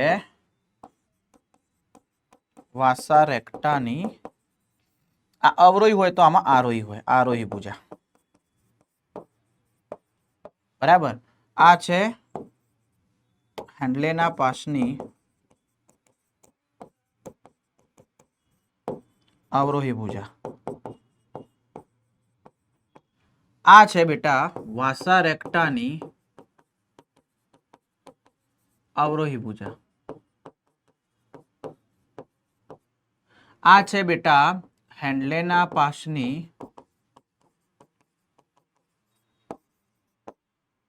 આરોહી ભુજા. હવે તમને એ તો ખબર છે કે હેન્ડલેના પાસની અવરોહી ભુજા પાણી માટે પ્રવેશશીલ હોય. બરાબર. તો આની આરોહી ભુજા પાણી માટે પ્રવેશશીલ હોય. હેન્ડલેના પાસની આરોહી ભુજા ઇલેક્ટ્રોલાઇટ્સ માટે પ્રવેશશીલ હોય તો આની અવરોહી ભુજા ઇલેક્ટ્રોલાઇટ્સ માટે પ્રવેશશીલ હોય. એટલે કે તમે જોજો હવે જ્યારે પણ બેટા ઉપરથી જ્યારે આ રુધિર આવ્યું બરાબર, તો પહેલા જે સાંદ્રતા હોય સાંદ્રતા કેટલી હશે? 300 હશે. 300 થી પછી થશે 600, પછી થશે 900, પછી થશે બેટા 1000, પછી અહીંયા થશે 1200, પછી પાછી અહીંયા થશે 300, એક મિનિટ, 1200, પછી અહીંયા થશે પાછી 300, પાછી ધીરે ધીરે ધીરે ધીરે સોરી 300 ક્યાં 1200, પછી અહીંયા થશે 1000, અહીંયા થશે 900, અહીંયા થશે 600 અને અહીંયા પાછી 300. એમ આમાં એવું હોય બરાબર. તો આની અંદરથી ઉપરથી જ્યારે આવે છે બેટા તો 300 600 એ રીતે વધતું જ આવે. Okay yes. તો આ રીતે અહીંયા પણ થતું હોય છે. એટલે બેટા બાહ્યકમાંથી મજ્જકમાં આવે એમ ધીરે ધીરે સાંદ્રતા વધતી જાય. આ 300 હતી તો મજ્જકમાં છે કેટલી આવી? 1200 આવી. તો 3 ચોક 12, આના કરતા 4 ગણું વધારે સાંદ્ર થઈ ગયું બરાબર. તો 4 ગણું વધારે સાંદ્ર થઈ ગયું. તો આમાંથી બેટા જે પાણી છે બરાબર, જે પાણી છે એ પાણી એમાંથી બહાર નીકળે તો બેટા આની અંદર પ્રવેશશીલ હોય. ચલો પાણી બહાર નીકળે છે તો આની અંદર પ્રવેશશીલ છે. ચાલો એ જ રીતે તમે જોજો ભાઈ, આની અંદર આ જે આરોહી ભુજા છે એમાંથી Na+ બહાર નીકળે તો આમાં પ્રવેશશીલ હોય, આમાં Na+ બહાર નીકળે તો આમાં પ્રવેશશીલ હોય. આ કે એકબીજાના વિરોધમાં છે. આની અવરોહી ભુજા પાણી માટે પ્રવેશશીલ તો આની આરોહી ભુજા પાણી માટે પ્રવેશશીલ. આ રીતે બેટા એક કાઉન્ટર કરંટ, આમાં આમ જતો હોય તો આમાં ઉપર જતો હોય કાઉન્ટર કરંટ બરાબર. એ રીતે અહીંયા દર્શાવવામાં આવતો હોય છે. બરાબર, વિરુદ્ધ દિશામાં દર્શાવવાનું તો ભાઈ વિરુદ્ધ દિશામાં બરાબર, આ વિરુદ્ધ દિશામાં હોય. ક્લિયર? તો આમાં આ રીતે આવે, અહીંયાથી અંદર જાય એમાં બરાબર, અને આમાં બેટા અહીંયાથી અંદર જાય ને અહીંયાથી બહાર આવે. ક્લિયર છે? તો 300 થી 400 તો એવું કહી શકાય કે શરૂઆતના મૂત્ર કરતા અંતિમ મૂત્રે 4 ગણું બેટા વધુ સાંદ્ર હોય છે બરાબર. યસ. ચલો સર, આ તો વસ્તુ ખબર પડી ગઈ, ગારણની સાંદ્રતાની ક્રિયાવિધિ. આવું તમારી બુકમાં આપેલું છે, મેં તમને સમજાવ્યું સિમ્પલ લેંગ્વેજમાં. મૂત્રપિંડના કાર્યનું નિયમન બેટા 3 રીતે થાય. મૂત્રપિંડના કાર્યનું નિયમન 3 રીતે થાય છે. ચલો સર, કયા 3 રીતે થાય છે સમજાવો એકવાર. તો ચલો 3 વિશે બહુ મસ્ત રીતે શોર્ટ એન્ડ સ્વીટમાં સમજીએ. ચાલો સર, 1, અહીંયા 2 અને અહીંયા 3. એક છે બેટા હાઇપોથેલેમસ દ્વારા,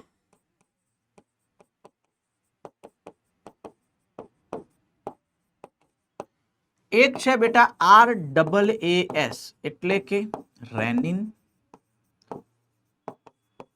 એન્જીઓટેન્સિન આલ્ડોસ્ટેરોલ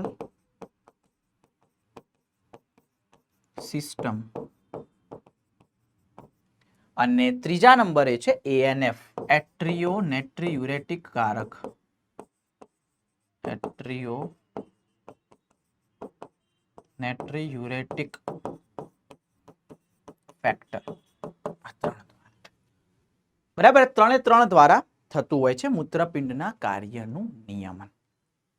પહેલા તમને બેટા અહીંયા સમજાવીશું હાઇપોથેલેમસ દ્વારા. ચલો, તો પહેલા હું તમને અહીંયા સમજાવીશ હાઇપોથેલેમસ દ્વારા.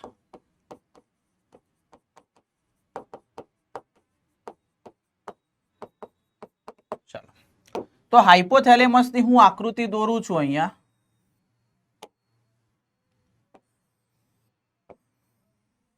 ચાલો, આ છે અગ્ર પિટ્યુટરી ગ્રંથિ, આ છે પશ્વ પિટ્યુટરી, અને અહીંયા બેટા આશ્રુતિ ગ્રાહકો અલગ અલગ આવેલા હોય બરાબર. આ બધા છે આશ્રુતિ ગ્રાહકો. આ બધા શું છે બેટા? આશ્રુતિ ગ્રાહકો છે, ગ્રાહી છે. આપણા શરીરમાં જ્યારે પાણીનું પ્રમાણ ઘટશે ત્યારે આ આશ્રુતિ ગ્રાહીઓ બેટા સક્રિય થાય. ક્યારે સક્રિય થાય? જ્યારે શરીરમાં પાણીનું પ્રમાણ ઘટે ત્યારે સક્રિય થાય. કારણ કે પાણીનું પ્રમાણ ઘટવું ના જોઈએ, ઘટે એટલે સક્રિય થશે. સક્રિય થશે એટલે એ તરત કોને સંદેશો આપશે બેટા? પશ્વ પિટ્યુટરી ગ્રંથિને. પશ્વ પિટ્યુટરી ગ્રંથિ પોતાનામાંથી શું ઉત્પન્ન કરે? એડીએચ, જેને એન્ટી ડાયુરેટિક હોર્મોન અથવા વાસોપ્રેસિન કહેવાય. વાસોપ્રેસિન. સર આ વાસોપ્રેસિન નું કાર્ય શું? તો બેટા આ જે વાસોપ્રેસિન છે એ શું કરે બેટા? ડીસીટી ઉપર કાર્ય કરે. આગળ જ સમજાવ્યું. અને ડીસીટી ઉપર કાર્ય કરશે અને પછી શું કરશે બેટા? તો ડીસીટી ઉપર કાર્ય કરી Na+ અને પાણીનું પુનઃ શોષણ કરે. અને Na+ અને પાણીનું પુનઃ શોષણ કરે તો GFR વધે. અને GFR વધશે પછી બેટા આશ્રુતિ ગ્રાહકો કેવા થઈ જશે?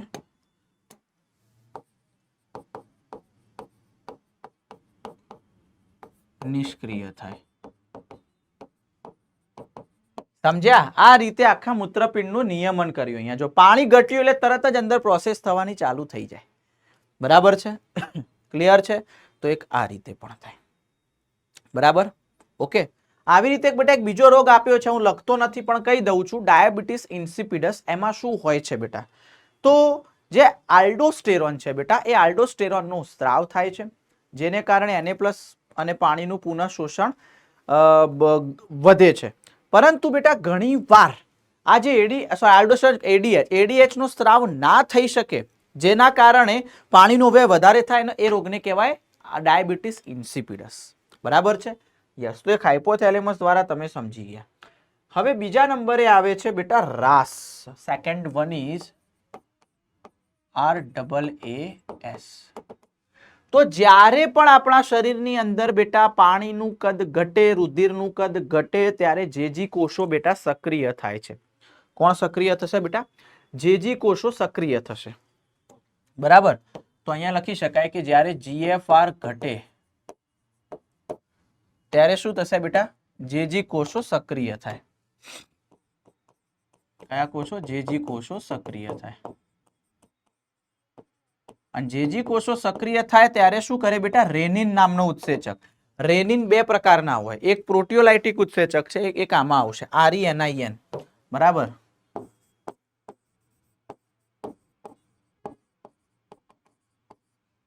નો સ્ત્રાવ કરે.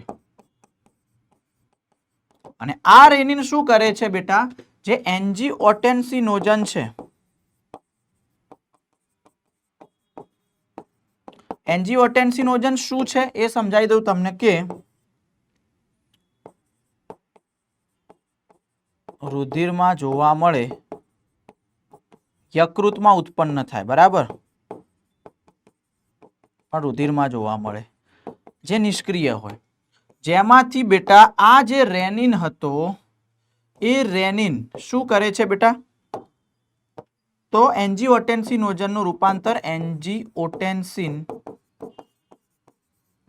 1 માં કરે અને એમાંથી એન્જીઓટેન્સિન 2 માં કરે.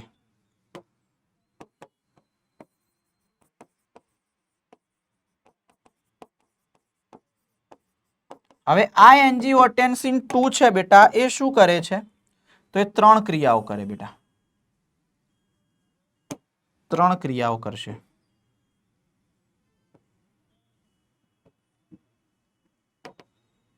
ચાલો, એક છે રુધિર વાહિનીનું સંકોચન કરે. બરાબર? પછી એક બીજું શું હતું ભાઈ? એક એડ્રિનલ બાહ્યક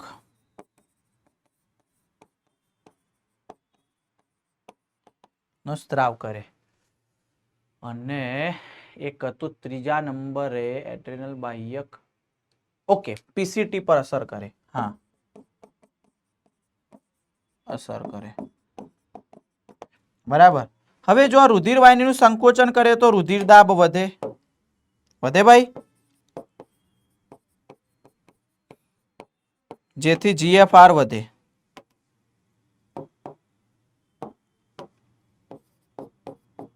ચાલો, તો GFR વધારી દીધો એન્જીઓટેન્સિન 2. બરાબર? જ્યારે GFR ઘટ્યો તો એક આ વધાર્યો. ચાલો, એડ્રિનલ બાહ્યક આલ્ડોસ્ટેરોનનો સ્ત્રાવ કરે.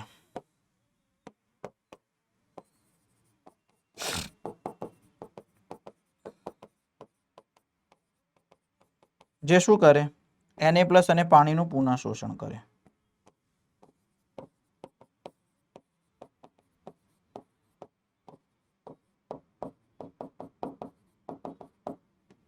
જેથી પણ શું થાય GFR વધે. ચાલો પીસીટી ઉપર અસર કરે તો આપણને ખબર છે બેટા ADH નો સ્ત્રાવ ત્યારે પણ શું થાય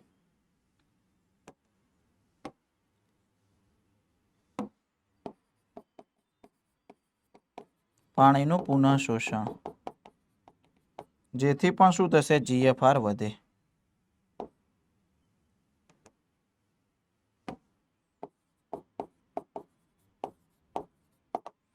ક્લિયર. તો આ રીતે એન્જીઓટેન્સિન 2 ટૂંકમાં GFR વધારે છે એવું યાદ રાખવાનું. તો આને કહેવાય રાસ. હવે બેટા આ બંને પ્રોસેસ હાઇપોથેલેમસ અને રાસ આ બંને તો GFR વધારે છે પણ હવે GFR વધી ગયો તેને નિયંત્રણમાં તો લાવવો પડશે ને. એના માટે ત્રીજી પ્રોસેસ છે બેટા ANF. Third one is ANF. તો બેટા હૃદયના જે કર્ણકો છે કર્ણકોની દિવાલમાંથી ANF નો સ્ત્રાવ થાય. બરાબર. જે હૃદયના કર્ણકો છે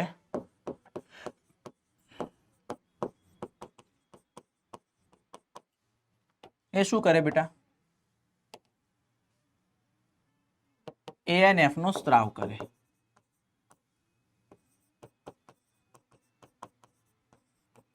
ક્યારે કરશે જ્યારે GFR વધે ત્યારે. હો ભાઈ એ લખવાનું રહી ગયું. GFR વધે ત્યારે હૃદયના કર્ણકોની દિવાલમાંથી ANF નો સ્ત્રાવ કરે. આ ANF શું કરશે રુધિર વાહિનીનું શિથિલન કરશે પહોળી કરશે. હવે રુધિર વાહિની પહોળી થઈ ગઈ એટલે રુધિર દાબ ઘટે. હો શિથિલન થાય એટલે ઘટે યાદ રાખજો. તો રુધિર વાહિનીનું શિથિલન જેથી શું થયું ભાઈ તો રુધિર દાબ ઘટે. અને રુધિર દાબ ઘટે તો એના માટે એક શબ્દ શું વાપરી શકાય કે GFR ઘટે. આમ એવું કહી શકાય કે ANF નું કાર્ય શું છે તો ANF જે છે સર એ રાસ RAAS નું નિયમન કરે અથવા તો નિયંત્રણ કરે. પેલો વધારે છે તો આ ઘટાડે એટલે ટૂંકમાં નિયંત્રણ કરવાનું કાર્ય કરે છે. ચાલો ક્લિયર છે આવડી જાય. Yes sir yes. ચાલો એના પછીનો સર એક ટોપિક છે મૂત્ર નિકાલ મેચ્યુરેશન. મૂત્રનો નિકાલ ક્યારે થાય છે તો ભાઈ જુઓ અહીંયા હું આકૃતિ દોરું છું મૂત્રાશયની.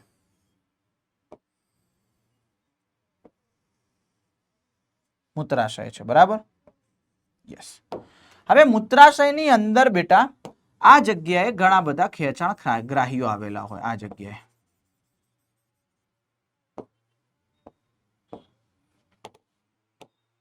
ઘણા બધા ખેંચાણ ગ્રાહીઓ આવેલા હોય બરાબર. યસ. તો આ શું છે બેટા ખેંચાણ ગ્રાહી. અને આ જગ્યાએ બેટા મુદ્રિકા સ્નાયુ આવેલા હોય. આ શું છે બેટા મુદ્રિકા સ્નાયુ મૂત્રમાર્ગના મુદ્રિકા સ્નાયુ. હવે જ્યારે મૂત્રથી ફૂલ ભરાઈ જાય જ્યારે મૂત્રાશય ત્યારે શું થશે દીકરા ત્યારે CNS ને સંકેત મોકલે કે ભાઈ હવે ભરાઈ ગયું ખાલી કરવાનું છે બરાબર. યસ. તો CNS ને સંકેત મોકલે તો CNS શું કરશે ભાઈ ચેતાતંત્ર આ ખેંચાણ ગ્રાહીને બેટા સંકોચન કરશે દબાવશે અને અહીંયા મુદ્રિકા સ્નાયુનું શિથિલન કરે ખોલે એટલે આ દબાવે આ ખુલે એટલે નીચેથી મૂત્રનો ત્યાગ થાય.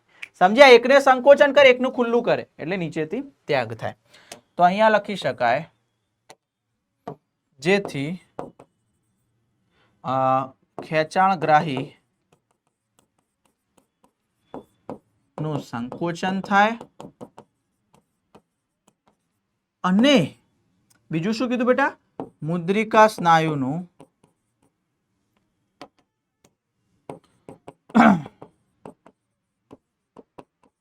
શિથિલન થાય,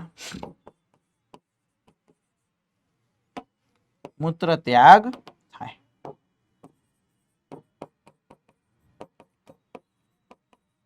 એથી શું થશે બેટા? મૂત્ર ત્યાગ થશે. ચાલો, ક્લિયર છે? પછી બેટા હું પેલું લખતો નથી, તમને એ તો ખ્યાલ જ છે કે ભાઈ મૂત્રની પીએચ કેટલી હોય, પછી 1 થી 1.5 લીટર જેટલું મૂત્ર ઉત્પન્ન થાય. ત્યાર પછી વાત કરીએ આપણે તો મૂત્રનો રંગ આછા પીળાશ પડતો અને થોડીક લાક્ષણિક એની વાસ હોય છે. બરાબર છે? યસ. તો આ બધું તો તમને ખ્યાલ જ છે ભાઈ, આ બધું તો ખ્યાલ છે. એમાં યુરિયા કેટલો હોય? 20-25 ગ્રામ જેટલો, 25-30 ગ્રામ જેટલો યુરિયા હોય એની અંદર. ઓકે, પણ એક વસ્તુ અહીંયા યાદ રાખવાની છે તમારે કે જો મૂત્રમાં ગ્લુકોઝનું વધુ પ્રમાણ હોય,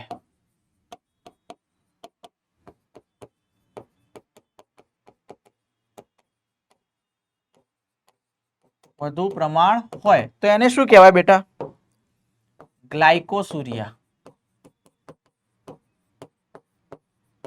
જો મૂત્રમાં કીટોનનું વધુ પ્રમાણ હોય,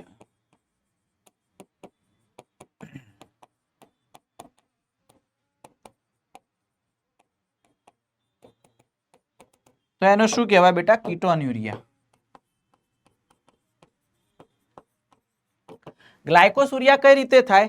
જ્યારે આપણા બ્લડમાં બેટા ઇન્સ્યુલિનની માત્રા ઘટી જાય, અને ઇન્સ્યુલિન ઘટી જાય તો ઇન્સ્યુલિનનું કામ શું હતું? રુધિરમાંથી ગ્લુકોઝને કોષમાં વહન કરવાનું.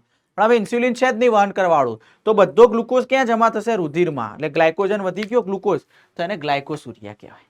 બરાબર છે? Yes sir. ચલો સર, આટલી વસ્તુ ખ્યાલ આવી ગઈ. બરાબર. તો અહીંયા એક બીજા મુદ્દા પણ લખી દો ભાઈ. પીએચ કેટલી હોય? આશરે 6 હોય. ચાલો, ત્યાર પછી 1 થી 1.5 લીટર ઉત્સર્જન દિવસમાં, પ્રતિ દિવસ. ચાલો, પછી રંગ કેવો હોય? આછા પીળાશ પડતો.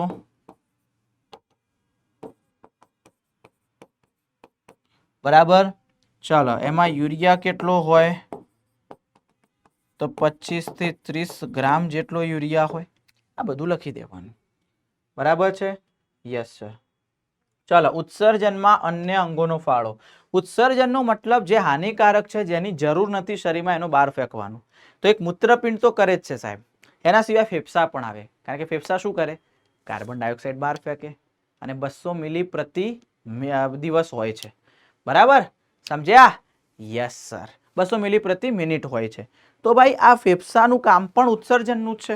તો એની અંદર એક ફેફસા આવશે. બીજા નંબરે આવશે ત્વચા. ત્વચામાંથી ભાઈ પરસેવો હોય, સ્નિગ્ધ ગ્રંથિ હોય, જેમાંથી તૈલી પદાર્થો હોય, તેલ હોય, સિબમ હોય.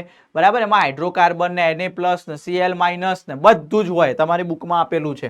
અને ત્રીજા નંબરે આવશે યકૃત બેટા. યકૃતની અંદરથી પણ બિલીરુબિન, બિલીવર્ડિન, બરાબર, પિત્તરંજકો જે છે, તો આ બધા જ એમાંથી ત્યાગ થતા હોય છે. તો ભાઈ એ આપણે ટૂંકમાં લખી દઈએ દરેક વિષય. તો ભાઈ ફેફસામાં આવશે CO2, ત્વચામાં આવશે પરસેવો,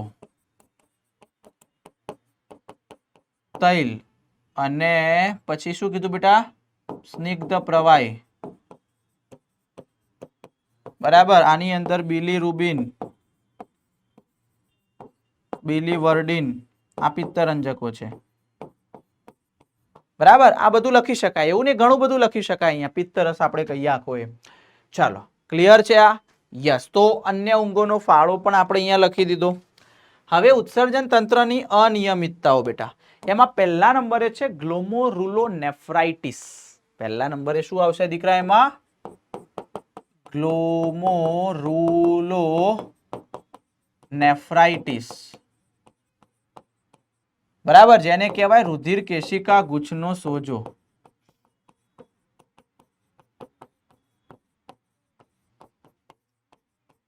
સોજો.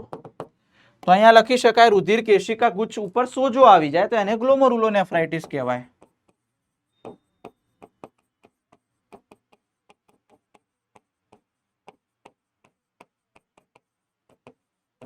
જોવા મળે.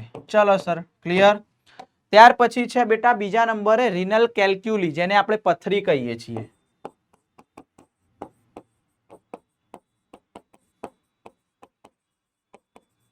જેને આપણે મૂત્રપિંડ પથરી કહીએ. તો ભાઈ મૂત્રપિંડની અંદર શું થાય બેટા? સ્ફટિકમય ક્ષારનો જમા થઈ જાય, જેમ કે ઓક્ઝેલેટ સૌથી વધુ હોય એમાં. જે આપણે કહીએ ભાઈ ક્ષાર જમા થઈ ગયો, તો અહીંયા લખી શકાય કે મૂત્રપિંડમાં ક્ષાર જમા થાય, જેમ કે મુખ્યત્વે ઓક્ઝેલેટ.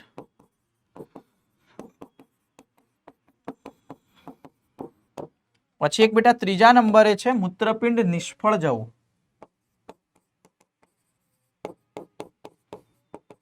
આપણે કઈ કિડની ફેલ થઈ ગઈ, તો એમાં આપણે બીજાની કિડની લેવાની જરૂર પડે, જેને આપણે શું કહીએ છીએ બેટા? અંગ પ્રત્યારોપણ. તો કિડનીનું પ્રત્યારોપણ તો નજીકના દાતા પાસેથી, અમારે રુધિર ને બધું એ તમને દેહ જળ પરિવહનમાં કહી દીધું, મિલાવવું જરૂરી છે. તો નજીકના દાતા પાસેથી મૂત્રપિંડનું પ્રત્યારોપણ.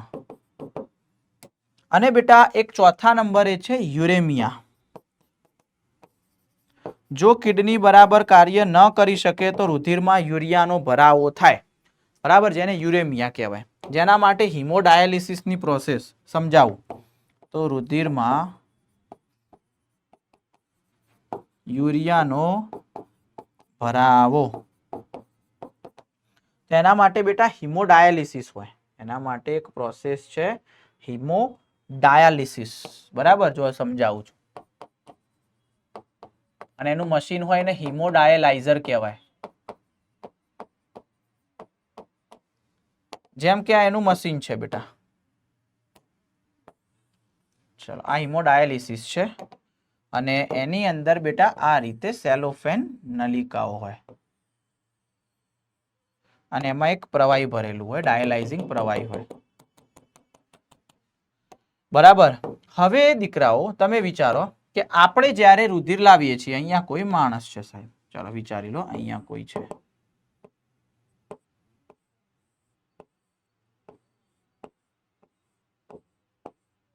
ચાલો, હવે ભાઈ આપણી જે રુધિર વાહિની છે ત્યાંથી રુધિર લાઈન આપણે અહીંયા મૂક્યું, ક્લિયર, અને પાછું અહીંયાથી અહીંયા લાવી દેવાનું શીરા મારફતે, બરાબર. હવે ચલો, આ છે ધમની, આ છે બેટા ધમની, કારણ કે એમાંથી રુધિર આવે અને આ પાછું લાવે શીરા છે આપણી. હવે આમાંથી જે રુધિર જાય છે એમાં બેટા આપણે હિપેરિન ઉમેરવાનું ભૂલવાનું નહીં. કેમ? કારણ કે હિપેરિન શું કરે બેટા? ગંઠાવતું અટકાવે, પ્રતિગંઠક છે. કારણ કે આપણું શરીરની અંદર એન્ટી હિપેરિન હોય, બરાબર. તો હિપેરિન ઉમેર્યું એટલે બહાર આવે, ટૂંકમાં તો રુધિરને બહાર લાવીએ ને અહીંયા આવે તો રુધિર ગંઠાઈ જાય તો કોઈ કામનું જ નહીં. તો અહીંયા શું ઉમેરી દેવાનું? હિપેરિન, જે કેવું છે? પ્રતિગંઠક, જેથી બહાર રુધિર આવે છે અહીંયા તો એ ગંઠાતું નથી, બરાબર. તો અહીંયાથી રુધિર આવ્યું, અહીંયા સેલોફેન નલિકાની અંદર આવ્યું રુધિર. ચાલો, આ બધું શું છે? તો આ છે ડાયાલાઇઝિંગ પ્રવાહી.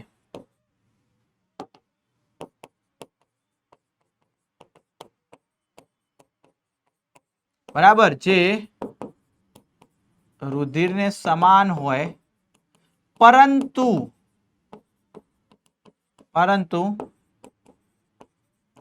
નાઇટ્રોજન યુક્ત પદાર્થો હોતા નથી. હવે તમે જોજો, ધ્યાન આપજો, હું સમજાવું. અને આ છે સેલોફેન નલિકા. હવે ચલો, આપણી કિડની બરાબર કામ કરતી નથી. કિડનીનું કામ શું છે? નાઇટ્રોજન યુક્ત પદાર્થ હોય, યુરિયાને બધાને મૂત્ર સ્વરૂપે બહાર કરવાનું. પણ હવે યુરિયાને બધું બરાબર સાફ નહીં કરતી, એટલે યુરિયા રુધિરમાં એમના એમ રહે. તો આપણે આ યુરિયા વાળું રુધિર લાયા. હવે સેલોફેન નલિકામાં ગયું. હવે આજુબાજુ પ્રવાહી ભરેલું છે, જે હિમોડાયાલાઇઝરમાં ડાયાલાઇઝિંગ પ્રવાહી, એ એક્ઝેક્ટ રુધિર જેવું જ હોય, પણ ખાલી એની અંદર નાઇટ્રોજન યુક્ત પદાર્થ ના હોય, યુરિયા એમોનિયા બધું ના હોય. હવે રુધિરમાં યુરિયા હતો તો આપણને ખબર છે વધુ સાંદ્રતાથી ઓછી સાંદ્રતા તરફ યુરિયા જાય. અહીંયા રુધિરમાં યુરિયાની સાંદ્રતા વધારે હતી, ડાયાલાઇઝિંગ પ્રવાહીમાં ઓછી હતી, તો બધું જે યુરિયા હતો એ બધું આમાં જશે, તો એ બધો યુરિયા આની અંદર આવી ગયો. તો અહીંયાથી શુદ્ધ રુધિર હતું, પછી પાછું એ ક્યાં આવી જશે? આ શીરામાં આવશે. અને આમાં પાછું ઉમેરવાનું શું? યાદ રાખવાનું, એન્ટી હિપેરિન. કેમ? કારણ કે આપણે પહેલા શું ઉમેર્યું હતું? હિપેરિન. ગંઠાતું અટકાવવા માટે હજુ હિપેરિન જ છે, એન્ટી હિપેરિન ઉમેરવું પડે, નહીં તો શું થાય? તમને વાગે તો લોહી કદી બંધ જ નહીં થાય. કેમ? કારણ કે હિપેરિન ઉમેરેલું હતું. હિપેરિન શું કરે? લોહીને ગંઠાવા જ ના દે, સતત ના ચાલુ રહે ને આપણે મૃત્યુ પામીએ. એન્ટી હિપેરિન ઉમેરી પછી પાછું આવી જાય. સમજ્યા? તો આ રીતે બેટા હિમોડાયાલિસિસની આ એક આખી પ્રોસેસ છે. બરાબર છે? આવડી જાય? ચલો ક્લિયર. તો આ રીતે આપણે સંપૂર્ણ બેટા અહીં જે ચેપ્ટર છે ચેપ્ટર આપણે પૂરું કરીએ છીએ. તો ખૂબ મજા આવી આજના આપણા આ સેશનની અંદર, વન શોટની અંદર. બેટા ટચુકડું આપણે વન શોટ હતું પણ ઘણું બધું સમજાવ્યું. ક્લિયર? તમારા રિવિઝનમાં પણ ઉપયોગી થશે આ વસ્તુ. તો ચલો અહીંયા સુધી રાખીએ છીએ. ખૂબ મજા આવી આજના લેક્ચરની અંદર દીકરાઓ. બરાબર? તો લોડ અને સ્ટ્રેસ લેતા નહીં. ફેમિલી સાથે ટાઈમ સ્પેન્ડ કરજો, જેના કારણે લોડ અને સ્ટ્રેસ ઓછો આવે.